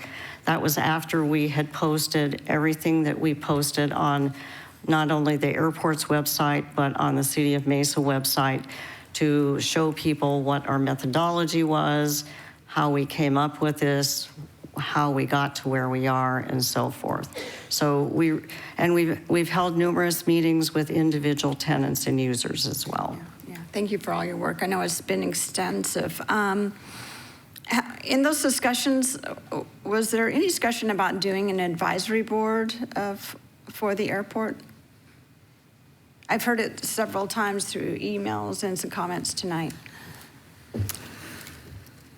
Mayor, Councilmember Duff, I've heard that being floated around, but in the meetings that, and yes, there were a few comments that were made during those meetings about the possibility of establishing an airport advisory board. Okay, but nothing has really been decided about that. It could. My understanding is that would be a council decision. Yeah, Mayor and Council, and I think the way that the city has viewed this is that you all, not an appointed person, the duly elected representatives of the city that stand before the voters and serve in the capacity that you do, serve as the ultimate decision maker and board of directors for the airport. And so there's no better way to get public input and feedback than the way you all receive it through many different forums, including tonight, but also the numerous emails and phone calls and correspondence that you receive. There's, having an appointed board that is not as accountable to the public as you are, that's something that could be entertained, but I don't know anyone more accountable than the seven of you towards the residents of this community. Well, we can have discussions about that later, and I know it's not what we're evaluating right now, but I will say, having stakeholders, people in the industry on an advisory board, I think gives more expertise to, evaluating how we're structuring things and how we go forward. So we have these proposed fees. We know we're upside down if we don't adopt them. I in the position now that we could, I know we'll be voting shortly, but we adopt those fees, but take a hard look at how things are going, what's working, what's not, and being very efficient and accountable for how we're running the airport, and adjust. We have the freedom to adjust after a year. We're going to learn a lot about what we're doing, and maybe consider that advisory board. I'll take the lead of Councilmember Goforth on that, since she's very ingrained into the community and has Falcon Field in her district. But I think there's a hard analysis that we can do after a year and revise and adjust as we go forward to make sure that we have an airport that is financially sustainable and fair to all the users. Thank you. Thank you, Ms. Duff. Mr. Adams? Well, thank you, Mayor. Just a few comments and maybe a question or two. One of the scariest things I've ever gone through in my own business is whenever I have to contemplate raising prices. Nobody likes it, and the first thing you always think about is how many customers or how much business will I lose? It's a legitimate question, a legitimate concern, and we talked about that. I see this as a complicated issue, but I also see it as a simple issue in these terms. We have an airport enterprise that needs to be as self-sustaining as possible. We've heard that, FAA guidelines. We've heard comments that our overall budgetary situation. We're trying to reduce costs. We're trying to get that picture to look much better than it has. And, you know, this is the simple part of this for me is I agree that users should pay the cost. There are many, many people in this city who will never set foot at Falcon, who will never use any of the facilities there and don't fly airplanes. There are a great number of businesses, though, that are tied to the economic impact. You know, it's interesting. I looked real quickly here. We talked about $811 million, but if you really drill down into it, a lot of that's indirect. A lot of that's counted twice. It's not $811 million directly from Falcon. There's a broad effect there, at least according to ChatGPT. If you let that do, and it does some pretty good research. So I hear that, but you know, when we hear these numbers, we have to drill down into these numbers to really understand what they mean. One thing I do know for certain, and I don't doubt, is we have a lot of deferred maintenance at Falcon Field. And I asked a question of Ms. Nystrom at a study session, and I'll ask it again, Corinne, that deferred maintenance, is that starting to affect safety, in your opinion? Mayor, Councilmember Adams, the answer to that is yes. Okay, thank you. And I agree with that. I think that from what I've heard and what I've learned, I think we've done a reasonable job of looking at comparable airports and comparable fees. They are not popular, understandably so. Listening to some comments earlier, it would lead one to believe that perhaps there weren't stakeholder meetings, that there wasn't input solicited and received, but it seems like there was. Maybe there were some folks who didn't get notice of those meetings or couldn't participate. But to my knowledge, we have reached out and gotten stakeholder participation.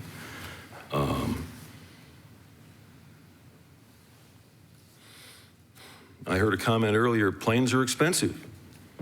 Yes, they are.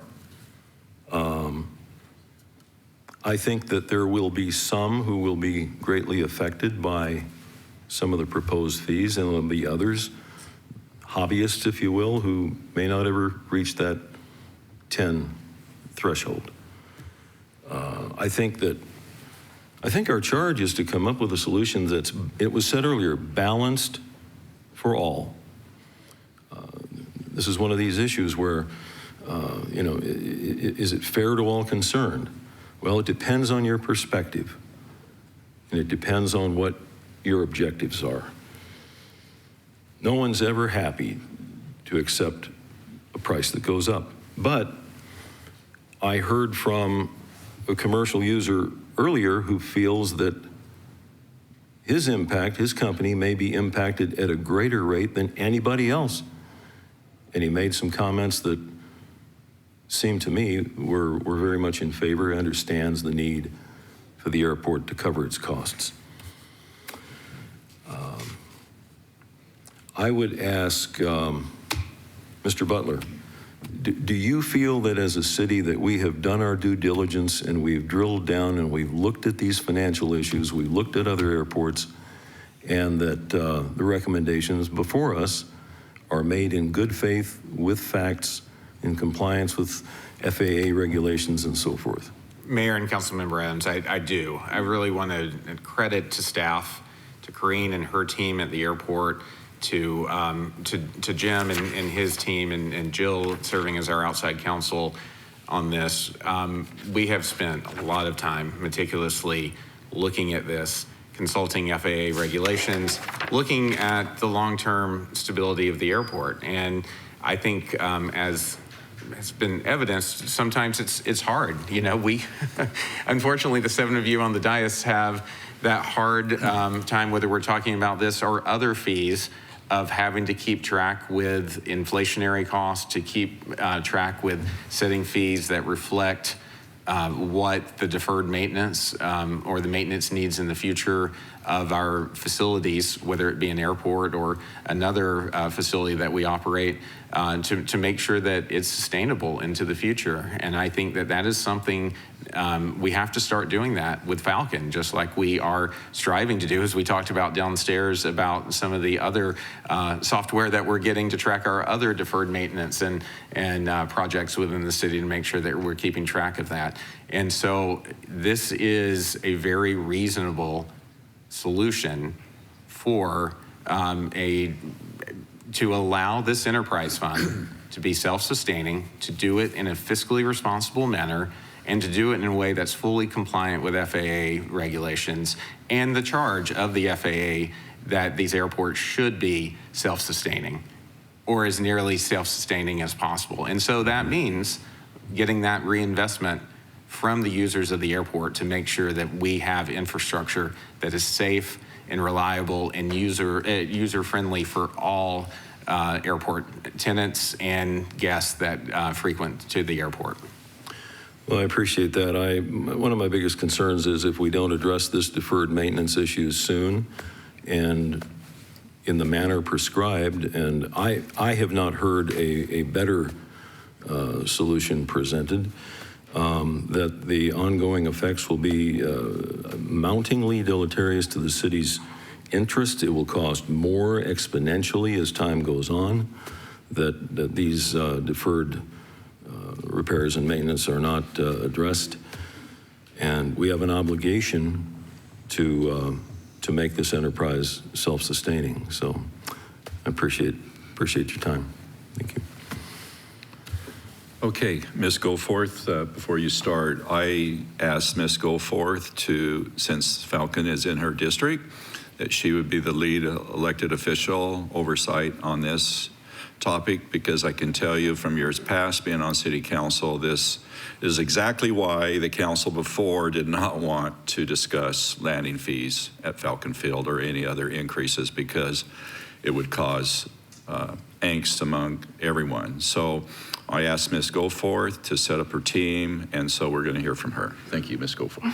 Thank you, Mayor. I appreciate you indulging me and allowing me to go last here. I think most of the questions that have been raised or asked by members of the public have been answered, but I just have a couple of follow-up questions before I get into my comments. And I know we're all getting a little bit tired, but I do have some comments to make here at the end. There were a couple of questions and concerns of transparency that were raised. And so I would just like to ask either Mr. Smith or Ms. Owens, the FAA requires us to put out certain information, certain documentation, notices, and financial information. In your opinion, have we complied with those requirements by the FAA? Yes, Councilmember Goforth and Council. When adopting new rates, the Department of Transportation through the FAA expects certain information to be made available to the aeronautical users in tandem with the consultations that were taking place. That information includes the historic financial information, cash flow, profit and loss, balance sheets. It includes justification, traffic information, and planning and forecasting information. That is everything that was posted on the city website, and the city and the airport website made available in advance of the latter half of the consultations. Great, thank you. Jim, did you have anything to add? Mayor and Council, there's been a whole team that's been working on this to ensure that the compliance with what you just asked. And so we also have an in-house attorney that's been looking at it along with Jill to ensure that we did comply with the financial disclosure requirements. Great, thank you. Corinne, if you could just confirm, it's been raised that there may be other fee structures that could or should be evaluated. Did we look at other fee structures? You went in response to Vice Mayor's question about the cost centers, and you explained the different cost centers, and that we have increased fees in in certain areas of the other cost centers with the hangar and the tie-down fees. So we have used some other of those fee suggestions, but can you just confirm that we've looked at multiple fee structures and why we came to the conclusion that this one was the one that was best to ultimately use in this situation? Yes, thank you, Mayor, Councilmember Goforth. We did look at several other options, and these were options that are being used at other airports. Again, you can't just identify one airport and say that it applies to everybody, but we did want to see what other airports were doing. Some of those other airports are charging a business fee that they would charge to every business on the airport on an annual basis. We came across one airport that, as far as the flight schools, just the flight schools, they are charging the flight school a flat dollar amount per flight hour that they are in the air, whether they are flying in the pattern or whether they're flying somewhere else. And the challenge with these other options, and then of course there's the fuel flowage fee and adjusting the fuel flowage fee accordingly. The challenge that we've run into is that because of the increase in costs of maintaining the airfield cost center, and the majority of that is directly related to maintaining the pavement, none of those other sources of revenue were going to get us where we needed to be, because it costs about, our numbers show that it costs about $2.4 million a year for us just to operate the airfield cost center. The fuel flowage fees and some of the other smaller fees that we collect right now only bring in about $374,000 a year, so there's about a $2 million shortfall there. If you are charging businesses a business fee, it would have to be an exorbitant amount to get the $2 million that you need. And then what would happen is now you are charging your based tenants a fee, but none of the itinerants are being charged that fee. And so in an effort to try to create equity across the board as to whether you are an itinerant aeronautical user or if you're based at the airport, really the only way that we could get to cover that $2 million shortfall was to look at a landing fee. Thank you. I mentioned, and you mentioned the cost center structure, fee structure, or financial structure for the airport.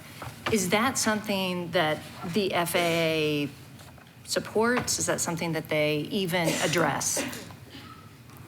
Mayor, Councilmember Goforth, yes. The FAA does support airports using the cost center approach, and there are a number of airports across the United States that use that approach. And it allows each cost center to cover the costs of that particular area, as you've done. Okay. Mayor, Councilmember Goforth, that is correct. Okay, great. Thank you. It was also raised how the landings apply, and whether they apply to an individual, a pilot, a company, or a tail number or plane. Can you just reiterate or talk about that? How is it applied? Yes, Mayor, Councilmember Goforth. The agreement that we would ultimately have with a third-party vendor would set up the system so that it would tie back directly to the N number of the aircraft. Okay. So it's not by an aircraft. individual, No, it's not it's a the company. N number of the aircraft. So and, each, go ahead, sorry. And Go ahead. who the owner of that aircraft is. Okay, so each N number gets 10 credits towards the landing fee. Mayor, Councilmember Goforth, the answer to that is yes. Okay, thank you. Appreciate that. But that's based aircraft. That is all aircraft. All aircraft, All even aircraft. itinerant? Yes. Okay, thank you. I appreciate that. I appreciate everybody's questions, everybody's comments tonight. And I want to thank everyone who's taken the time to engage on this issue. Residents, pilots, airport tenants, aviation organizations, and staff. The level of participation shows how important Falcon Field is to our community. I want to start by being very clear about what this decision is and what it is not. This is not about regulating flight schools or addressing noise through fees. This is about ensuring that Falcon Field can continue to operate safely and remain financially sustainable. For years, the airport has balanced its budget by relying on a one-time land sale and by deferring needed maintenance and capital improvements. That approach has run its course. We are now facing a structural gap, particularly in the airfield, which we've heard, where annual costs exceed dedicated revenues by more than $2 million. While this gap has developed over time, it accelerated after 2020 as inflation drove up costs, especially pavement, which is why in early 2024, the airport moved to a cost center approach, an approach, as we've heard, that the FAA supports. In fact, FAA grant assurances require airports like Falcon Field to be as financially self-sustaining as possible, which this proposal is intended to achieve. And while we do receive federal and state grants for certain airfield capital improvement projects, these funds do not cover ongoing maintenance. We are seeing the consequences of deferring investment. Pavement conditions are declining, and the longer we wait, the more expensive those repairs become. And to be clear, as we've heard, staff has already reduced projects and is currently taking a Band-Aid approach to maintenance just to stretch limited dollars. That's not a long-term solution. There has been discussion about why Falcon Field cannot be funded like other airports. It's important to understand, again, as we've heard, that Mesa Gateway is not owned solely or controlled by the city of Mesa. It is governed by the Mesa Gateway Airport Authority, a multi-jurisdictional authority that includes other cities and a tribal nation. Mesa does not have unilateral control to direct those funds. We have also heard the argument that the city should use the broader city tax revenue generated in the area indirectly attributed to Falcon Field to fund its operations. But that's not how we fund any city asset.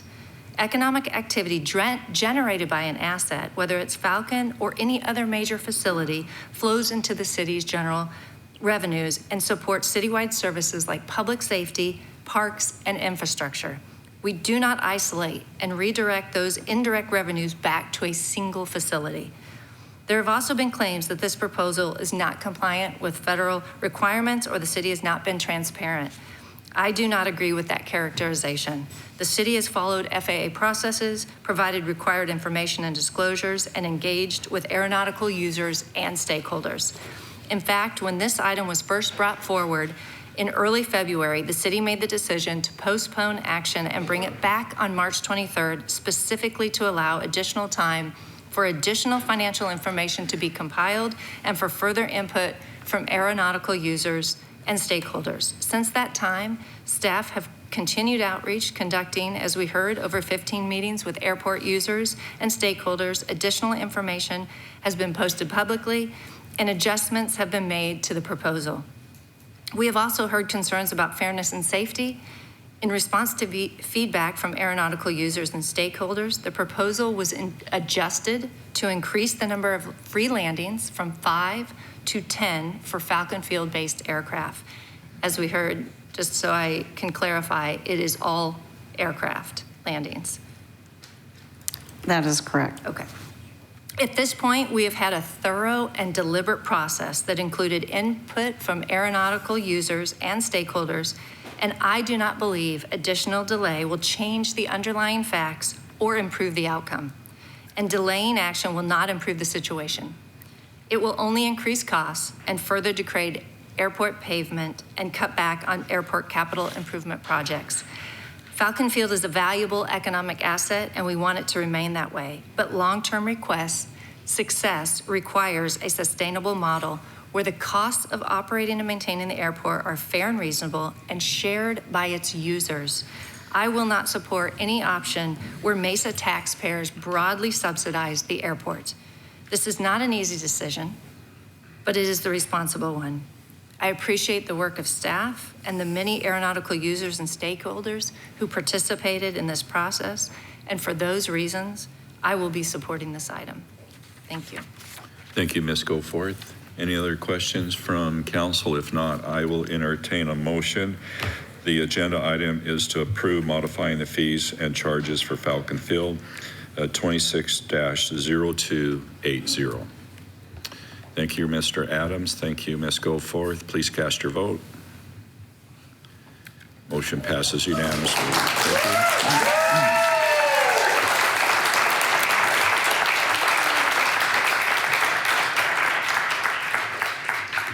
Well, if you want to stay longer, you can. We're going to take an approximately 10-minute recess, and we'll come back.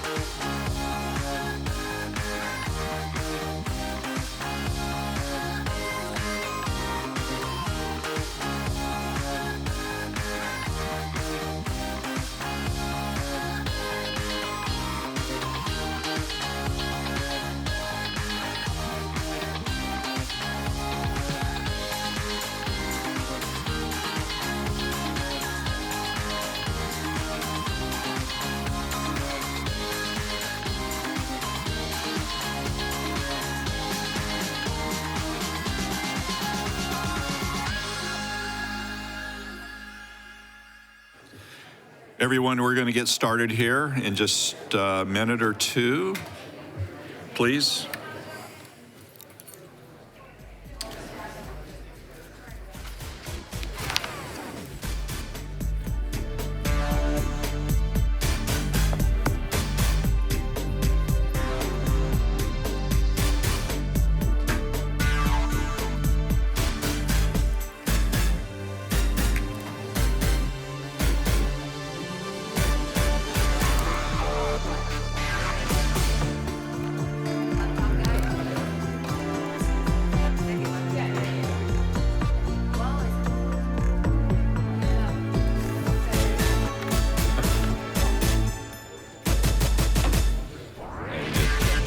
This one's yours, done.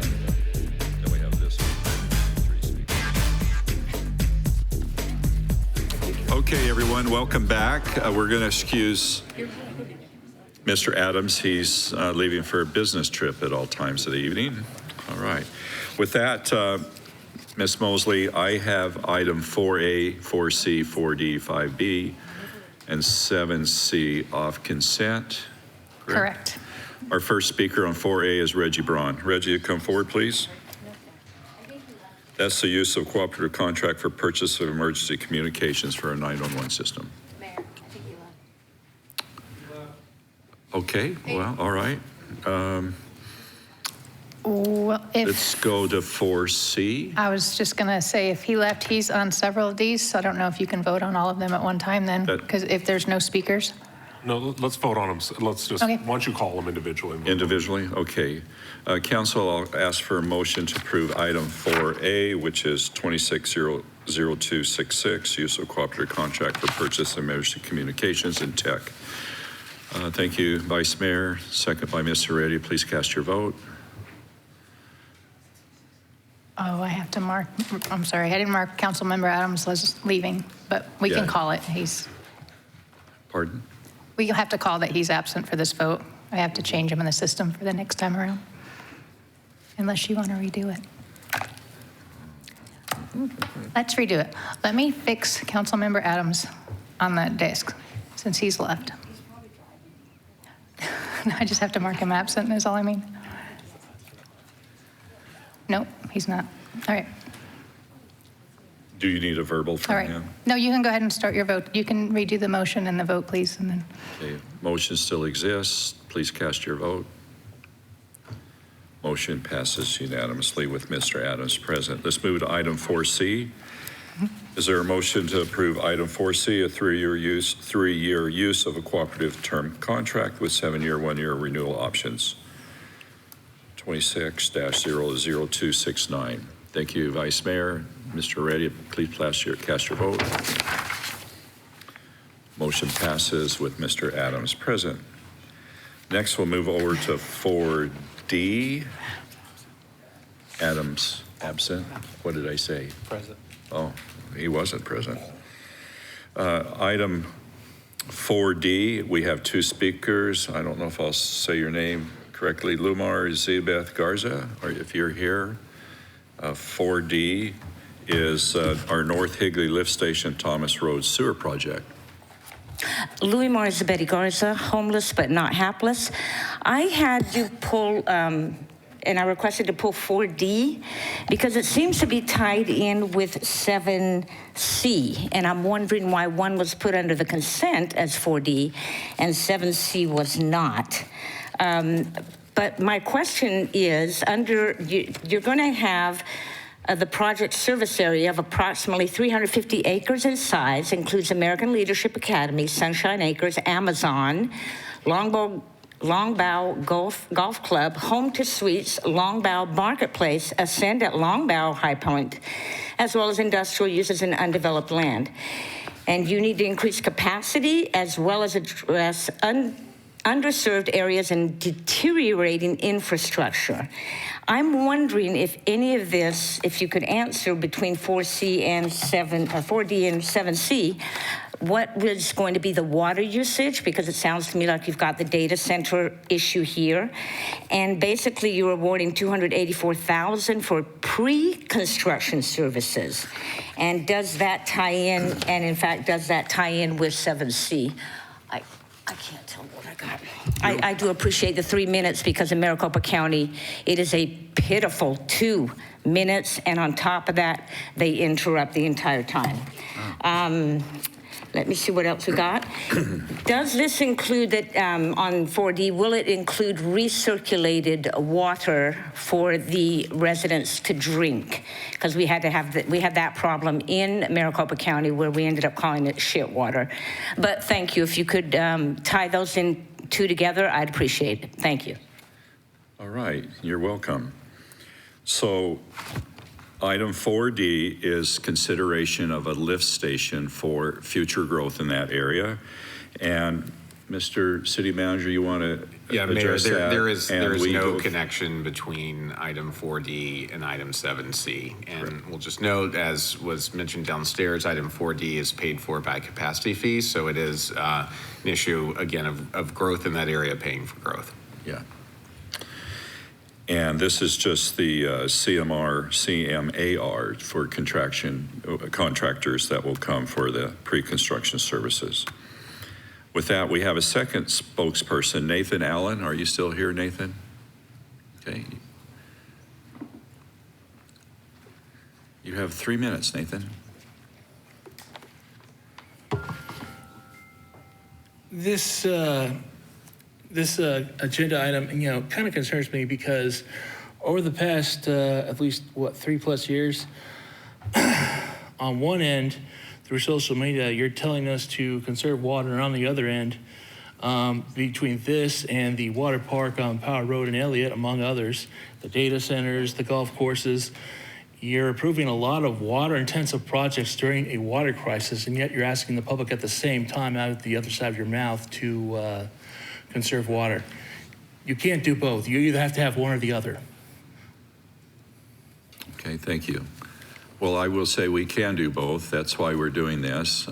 Do we have spokesperson engineering? Do we have engineering water department? Okay, Lance, and maybe Joe, you can come up and help him answer a little bit of the engineering and water component. Thank you. So identify yourselves so he knows. Good evening, Mayor and Council. Lance Webb, City Engineer with the City of Mesa. And Joe Giudice, Water Resources Director with City of Mesa. So to touch on that question that was asked, this project is specifically just for wastewater, the collection of wastewater in an area northeast Mesa. The developments that are noted in there are just notable developments that currently are either served one way or another. One that is not served in that area and others north of the freeway currently don't have an option. And so this is the ability to work with a contractor to engage and start that effort for construction. And then on the water part of it? Yeah, related to water, again, this is particularly a sewer lift station project, so this is intended to be able to provide sewer capacity, the ability to remove wastewater from any of the properties in this area.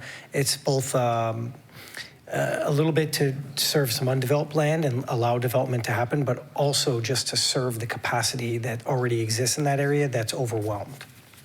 Are most of the parcels in that area on septic anyway, or are they some served by sewer today? Yeah, so Mayor, the number of developments and areas just north of the 202, excepting the ALA school, is currently served primarily by septic, or anticipated that way. All right. And so notable, when we collect the wastewater and treat it, what do we do with it, Joe? Yeah, with the collected wastewater, we are treating that, a lot of the effluent now with our new exchange with the Gila River Indian community. We're delivering that to them so they can irrigate, and in exchange, they're giving us water as a resource through the Central Arizona project that we're able to deliver to our water customers. Okay. So Nathan, to your point, we're trading water for water. We're collecting that water and giving it to the Gila River Indian community for their priority water so that we can meet our water demands in our city. Okay. All right, gentlemen, any questions? I was just going to say one thing, if I could, Mayor, Yes, jump on the add on to what these gentlemen have said about the parcels north of the 202 are either on septic or are vacant and undeveloped, and they're undeveloped because there isn't the capacity for the wastewater and the sewer system. So yes, there's a few on septic, but there's quite a bit of greenfield land up there just waiting for this infrastructure to go in. Thanks. And I just wanted to say, I just want to remind everyone, and Nathan, this is for you too, this is not using drinking water. This is just collecting wastewater. It's like a sump pump. You know, we're just pulling it up and pushing it downhill. This is not us actually drilling out for more water out of our wells or our aquifers. So just to be very clear, it's not using drinkable water that we're asking to do. We're just wastewater, sewage water. That's it, collecting it and moving it down the line. Okay, thank you, gentlemen. Council, if there's nothing else, I'll entertain a motion to approve item 4D, 26-0293, North Higley Lift Station. Thank you, Ms. Goforth. Thank you, Mr. Reddy. Please cast your vote. Motion passes with Mr. Adams absent. Next is item 5B. Reggie Braun is not here. So council will entertain a motion to approve item 5B. Thank you, Mr. Reddy. Thank you, Vice Mayor. Please cast your vote. Motion passes with Mr. Adams absent. Next, we'll move over. I'm going to go to item 7C first. It's off for consideration. Ms. Lumar Zybeth Garza, you're up again. This is approving and authorizing city manager to a First Amendment and a DA with R&S Development Group. Louis Morris Betty Garza, homeless, not hapless. Again, tying back to that 4D, was this an agreement that I see that you have? It's a First Amendment, so you already have the agreement. You did not publish it online as to what the agreement was all about, and what is this First Amendment that you're talking about, and does it relate to 4D? Because it seems to have the same names of the people involved with this First Amendment development agreement. Thank you. You're welcome. Mr. Smith? Mayor and council, they're not. Those two items are not related. The original agreement would have gone to council and would have been provided to you at that time. This is an amendment, as I remember this, and I didn't do this particular agreement, is to allow for, I think this was the self-storage that allows them to expand into another phase, and that's what this is allowing them to do. Is the applicant here for this item? Mr. Anderson, wow. Mayor, good evening. Can you give some reflection on this? I'd be happy to. Reese Anderson with Pugh and Lake, 1744 South Alvista. Thank you for your time this evening. Let me tell you quickly what this is and what it's not. This is an existing RV and boat storage facility that was approved years ago. It had an existing development agreement for that. Under that existing development agreement, we've actually pulled the permit to start phase one. We've even paid the in-lieu sewer fees that will provide for when the sewer line comes through, we'll connect to it. What happened here is that ADOT came and offered us, and if you look at your presentations from the staff, you can see a very small trapezoidal piece at the bottom. It's 4 acres. That got added to the existing 10. So this evening, what's before you is simply adding the 4 acres that no one else can use to the existing 10 acres that's been approved and permitted. And so the expansion of the council use permit, the master site plan changing, the amendment to the DA, the minor GPA, all those things are happening because we acquired 4 additional acres from ADOT and included in the site plan. Otherwise, it couldn't be used with anyone else. So that's it in a nutshell. I'm happy to go into more detail, answer more questions, Mayor. It's been a long evening. I don't think you want me to, but I'm happy to. Okay. Any question from council? Ms. Goforth? I do have a question, for you or for Mary. My question is about your public outreach. So originally, this was rezoned in 2021, and you did public outreach at that point. Did you go back and do any recently? Because the area has changed. There's even a neighborhood that didn't exist in 2021. So that's my question. Was there additional public outreach for this new phase? I'm happy to share some thoughts, Councilman, unless Mary wants to go first. Well, let Mary answer this first. Kind of a yes or no, and then you can give me your thoughts. Oh, sure. Thank you. So Mayor, Councilmember Goforth, there was no additional neighborhood meeting, but there was notification sent to those properties within 1,000 feet of the project site. There were 41 properties within that vicinity, so they did receive notice about the project, but there was not an additional neighborhood meeting at that point. Just for clarification for the rest of the council, the neighborhood meetings aren't necessarily in the zoning code. They're more of a policy that we encourage our applicants to go out and meet with the neighbors, and staff attend those meetings so that we can get that feedback from the applicants. So I just wanted to make that that clarifying statement. Go ahead. Nothing to add other than at the very first meeting we had, nobody showed up and we did send notice. Haven't heard a peep from anybody. Well, as I said, there's a neighborhood that didn't exist back then. Sure. Are you talking about this recent notification? No, just or giving back you then? give it in totality. Because it's been raised by a resident to me that they didn't have the opportunity to see any new information, and so that's my question. Should public outreach have been done again, more so than just the notice? So Mayor, Councilmember Goforth, as I mentioned, it's not a code requirement to do the outreach. We do encourage applicants to, do that outreach, especially when it hasn't been done for several years, but there is no requirement for that. I guess in this case, since there are residents that were not there in 2021, I would like to see them have the opportunity to see the plans and ask questions. Can I ask that we take this off the agenda and give them that time and put it back on for, I don't know, Mr. Butler, the next council meeting? Is this neighborhood within 1,000 feet? So I don't know the answer to the question, and let's assume that it is. And let me just give you my best thought on why the time delay may not matter. Okay. If I could, Councilmember Goforth, which is, again, if you look at the picture, and I'm going to draw in the air with my hands, I have a bad habit at that, but remember that the project faces Thomas Road now, Higley on its west side. The expansion area is going to the south.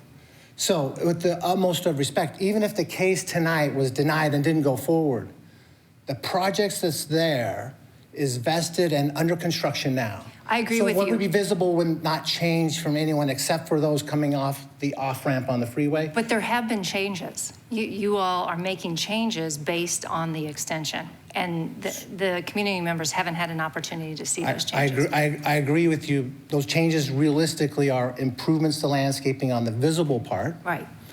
But as far as visible parts to the south, I just don't, I'm happy, I mean, you have the authority to do that, and we respect that.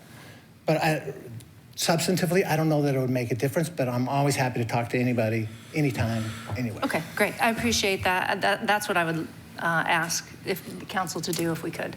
And Mayor and Council, you could continue it to, it's the April 6th is the next council meeting for a date certain. Okay. You would want to continue 7A, 7B, and 7C. All three are sort of a pack, they go together. So Okay. you would need to continue all three. Do I make a motion? Anybody have any comments? I think the mayor Well, might. we'll just have to do a continuance then. So I don't need to make a motion? Yeah, you have to make Okay. a motion, yes, please. Okay, so I move to continue 7A, 7B, and 7C to April 6th. What's the date on it? April 6th. With your permission, Mayor? I don't have it. Let me get a second, and then I'll have a discussion, if there's a second out there. Scott seconded. We have a second. Vice Mayor, go ahead, Mr. So I'm going to argue against myself here, Councilman Goforth. I just wonder if April 6th is the right date, and here's why. I'm arguing against myself. But to follow the spirit of what you're asking us to do, I need to be able to get the notices together, which we can do in 1 or 2 days, but then I need about 2 weeks to get it together. So if I could quickly look at a calendar to see, when can I hold a neighborhood meeting? Right, and then get it back to Mary. So I'm nervous that April 6th might be too quick, and you're going to be surprised to hear something from me. But I think that's the honest approach. I appreciate that. And Mayor and Councilmember Goforth, I was going to say the same thing. I think April 6th is probably too quick. Okay, I thank you. know our client would appreciate that. love quicker, but honestly, I just want to be respectful to the process you're asking me to do. Thank you. April 20th? April 20th, All right, so the motion's for April 20th. yes. Mayor, so I'll take a seat now. Thank you. As the applicant, are you okay with that? Well, I've expressed our preference, Mayor, and we really would. Well, I'd like to know why this rose up so fast. I don't know mean, either. I wasn't aware of it until I walked in this evening. I was just made aware by a resident. that By they- one resident? Yes. I don't know how many they represent, they've talked to, but the one resident notified me. Ms. Go. No, you can make comment. And I think you'd have to use the microphone. Mayor, that nobody's motion has showed up on the screen yet either. Okay. Well, anyway, I'll just speak loud. Is your microphone not working? Okay, well, it wasn't an option to speak. Anyway, if you look at the map in the presentation, it is locked in there. It has no exposure. I think delaying it is only costing the applicant money to wait a month for someone to review it. I just don't know. I think it's costing money without a different outcome. as I said, though, Mary, you correct me, please confirm this. The outer perimeter has had some changes. Mayor, Councilmember Goforth, that's correct. There, some improvements have been made with signage and landscaping and those types of things from the original plan. And I think that's the major concern, right, is for what that outer perimeter, what kind of improvements are on the outer perimeter. This is a zoning where the concern case, is to the correct? resident. Yes. And those have been changed since the expansion, so. So are the improvements within the standards that we have as a city? So Mayor, if it's okay, I'm going to ask Evan to come up because he can speak to the details of those improvements that are being made on the site.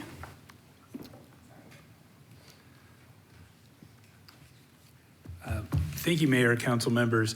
So yes, there have been some changes between phase 1 and phase 2. As everybody has pointed out, phase 1 is on the north, the Thomas facing side. Let me pull up an aerial real quick.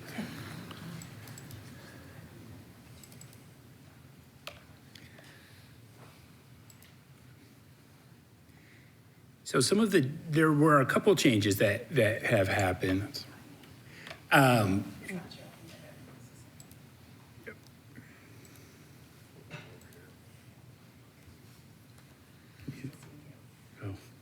that's no good.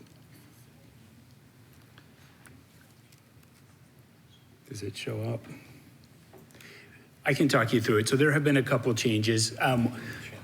Two big ones. There have been some increased landscaping included along Thomas Road. And then the development agreement is an amendment to the first development agreement. In this development agreement, we're actually restricting uses as well to better tailor any sort of future development to the site. So we're restricting multifamily development, restaurants with drive-throughs, data centers. There's a list of things in item 7C, the development agreement, that we are restricting. So there hasn't been any functional changes on the site. It's always been boat and RV storage. On the southern portion of the site, they're picking up some additional stalls for boat and RV storage, and they're enhancing the landscaping along Thomas Road. Is there screening for that? I mean, is the landscape used for screening, or is there some other additional? Mayor, there are landscaping requirements in our code. It's a certain number of trees and shrubs per every 100 feet. So they are meeting the code requirements, but they're also going above that, and they're doing it in an enhanced manner that provides some additional interest along Thomas Road. So they're going above what is required, and they're doing it in a way to better beautify the site. Is there staff approval for this? Staff is recommending approval, and the Planning and Zoning Board also recommended approval 5-0. Okay. Well, we have 6 of us left. We can see where we end. I'm in favor of moving forward and combining 7A, B, and C. That's my first impression. If we have P and Z approval, everything else, staff approval. I'm sorry that one person may not have gotten the information they needed. I've heard from the applicant, so and it seems like it's a 4-acre piece that's pushed up into the, is that Thomas Road? Pardon? Or Higley, over to Higley? Do you want me, Mayor, can I ask Sure. you quick? So if you're looking at the same picture on your screen that I am, which is the landscape plan, the gray shaded area is phase 1. That's what's approved today, and the construction permits have been issued. The white area is phase 2, and that's actually pushed up against an ADOT drainage channel and the off-ramp for Higley Road. So it's not adjacent to any residential neighborhoods there at all. Okay, so how far is the closest neighborhood? To the north, and I think they're just the holdover homes that are in the RS 90. Otherwise, you've got to go all the way south across the freeway. And so again, we'll defer to whatever the council decides. But really here, I mean, I think Evan said it best. The landscaping that's there and approved today complies with code. What we've done here by adding the 4 acres, we've actually enhanced it and made it better, including some monument and landscaping along the corner that wasn't there better in the previous case. So in my opinion, what you're getting today with this case is actually better than what's approved. And I think those are positive things. Risa, or Mary, is there enhanced landscaping on the west side as well? Or enhanced? Along Higley, Councilmember Higley. Goforth. I'll ask Evan to answer that question, but I will say that that residential neighborhood is about 1,300 feet away. So I did want to clarify that. And I think you did say, Reese, the closest is south of the 202. It's not. It's east on Thomas. Yes, east on Thomas. Yes. It's about Thank you 1,300 for feet. correcting me. In my mind's eye, everything to the east is really empty or commercial. I'm trying to think of, I'll look it up, but it's not that close though, not to argue with you. 1,300 feet. Sure, but that's more than the 1,000 that we would notify. They feel like it's pretty close. Well, I respect everyone's thoughts on it. I'm just suggesting to everyone that the changes that are happening are actually positive. I appreciate that. Yeah. Evan, if you could just talk to on the west side. You mentioned the north side. Can Yes. you? Thank you, Mayor. Councilmember Goforth. So this is a unique property. The west side of the property line is kind of right here. So they are asking for a deviation to reduce that to 5 feet. They're planting that area, but in addition to this, they also need to plant the adjacent right-of-way. All of this area between their property. I'm sorry? Oh, sorry. Pointing at things so nobody can see them. So this area here is their property line. There's 5 feet of landscaping, which is a PAD deviation. In addition to that, they also have to plant the right-of-way. This whole area is City of Mesa right-of-way. So as part of this project, they need to plant the portions on Thomas and then the portions on Higley adjacent to their property in city right-of-way. Appreciate it, Evan. And for everybody, I have worked with the applicant to make these enhancements. My point is just to give the surrounding residents a little bit more time to review it and ask questions. I don't know, we can just go ahead and take a vote. That's how it works. That's but that's I have what we'll a do. motion on, or how do you want to do it, Jim? We're going to do a motion. You have a second. Did you record that? Was this a motion for continuance or for approval? Okay. I heard Councilmember Goforth make a motion first. I didn't hear a second, and nothing showed up on the screen. The second's by And then Vice Mayor. April 20th, same thing. So, Pardon, what would you like? well, you can tell me the original motion so we can write it down because it didn't show up. So I don't know if the machine is tired. I think it was a voice motion. But there was a second? Okay. The Vice Mayor did the second. But there was no vote for the first There's one. been not a vote yet. Okay, and then the April 20th was our first and a second. Well, I That have the would be, first. that's the ask, yes, that's the motion. That's the motion To- currently? For continuance till April 20th. Okay, the machine should work. It looks like it's working if you want to make your first and your second. So this would, council, this would be a continuance till April 20th, correct? Correct. All right. All right, perfect. And now you can.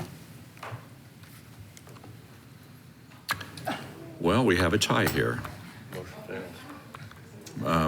Motion fails, right? Yes. Okay.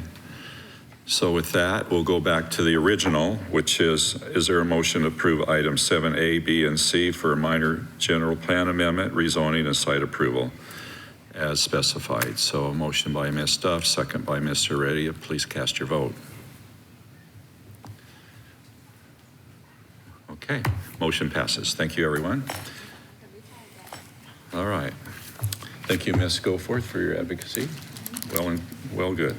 All right, with that, I think we've covered all the items off the agenda, off consent. Okay.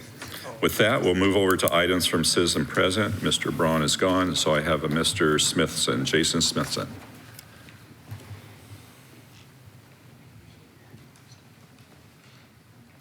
Following Jason is Kevin Titu. Is that the right word? Jason, you have 3 minutes. Mr. Mayor, council members, I'm here today to propose a proactive step for the city of Mesa that addresses a real and severely underreported public safety issue, which is drink spiking. This isn't a hypothetical problem. It's difficult to detect, and it is rarely reported. In fact, 91% goes unreported. A focus group was held at ASU campus, and out of 180 students, 31% reported they have been a victim of drink spiking. Tempe has already passed an ordinance, but as Mesa looks at this issue, we have an opportunity not just to follow, but to lead. What I'm proposing is a drink spiking prevention and patron safety ordinance that focuses on 3 things: tools, awareness, and accountability. First, let's look at tools. This ordinance would require establishments that serve alcohol late into the evening to carry drink spiking detection kits and make them available to patrons. These kits are not perfect, and we should be honest about that. They don't detect every substance, and they shouldn't be treated as a guarantee of safety, but they do provide an added layer. They empower individuals, and just as importantly, they create a visible deterrent. Second, awareness. The ordinance would require clear signage so patrons know these tools are available and understand how to report the concerns. Because one of the biggest challenges with drink spiking isn't just prevention, it's that people do not come forward.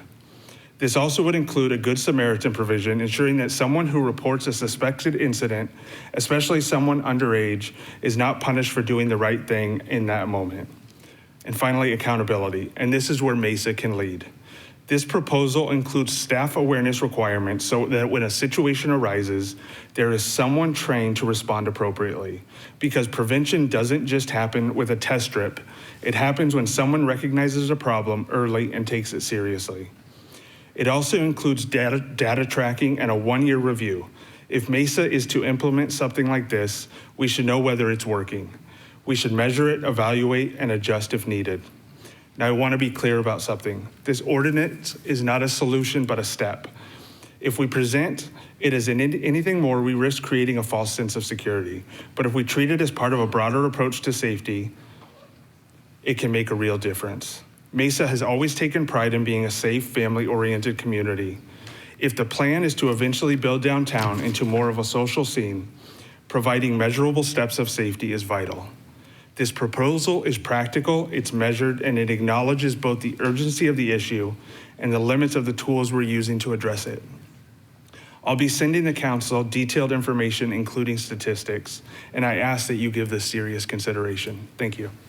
Thank you, Mr. Smithson. Kevin Titu. Hope I said the last name fairly close. Thank you, Kevin. You have 3 minutes. Good evening, Mayor and council members. My name is Kevin Titu, and I'm a resident of Mesa for the last 25 years. I'm an immigrant, and I'm also a naturalized U.S. citizen. I was born in Canada, and it took me 24 years to become an American citizen. I went through the legal process, I filled out the paperwork, I waited, I worried, and like many immigrants, I carried the stress and uncertainty that comes with trying to build a life in a country that you love, but you're not yet fully part of. So when I hear people say that immigrants should wait in line, I understand that perspective. I did wait in line. But I also understand something else. Not everyone has the same path, not everyone has the same circumstances, and not everyone has the same luxury and clear pathway to citizenship. Recently, I heard someone stand up here and say that people who came here illegally should simply go home, and that their presence disrespects those who follow the rules. I see it differently, and that's why I oppose 287G. The people we're talking about are human beings. They have families, they have children in our schools, they work jobs, they contribute to our communities, and just like every immigrant before them, they came here with one simple reason, and that was for a better life. The same dream that brought me here and the same dream that built this country. It's easy to label people as criminals, and it's easy to reduce people to legal status. But most of the people we're talking about are not criminals. They're neighbors, they're workers, they're parents, and their children. And while immigration law is complicated and deserves thoughtful policy and discussions, basic human dignity should never be complicated. Because if we're being honest, one of the very first lessons most of us were ever taught long before policy or politics was simple. It was to be kind. It was to not bully and treat people with respect.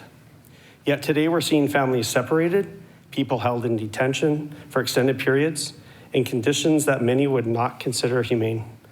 We're seeing fear in communities, fear of being taken, fear of being separated from their children, and fear of simply living everyday life. We can have disagreements about policy, and we can debate enforcement, but we should never lose sight of the fact that the people that were affected by these policies are human beings and deserve to be treated with respect. Mesa's a diverse city. It's a city built from people with different countries, cultures, and backgrounds. And if there's one thing that makes our country stronger, it's not the fear or division, it's empathy and understanding. And it's remembering the basic lessons that our parents taught us as children, lessons about kindness, respect, and others' dignity. And those were the right lessons then, and they're the right lessons now. And that's why I oppose 287G. Thank you for your time. Thank you, Kevin. Ms. Mosley, do we have anything else? Any others? We have other blue cards for this item. Since Reggie wasn't here, do you want to call a third person? Or I have 11. You do? Yes. All right, let's try one more. But I think David Winstanley, I don't see him in the audience any longer. Oh, there you are. He was next in line. Okay, he'll be our last speaker.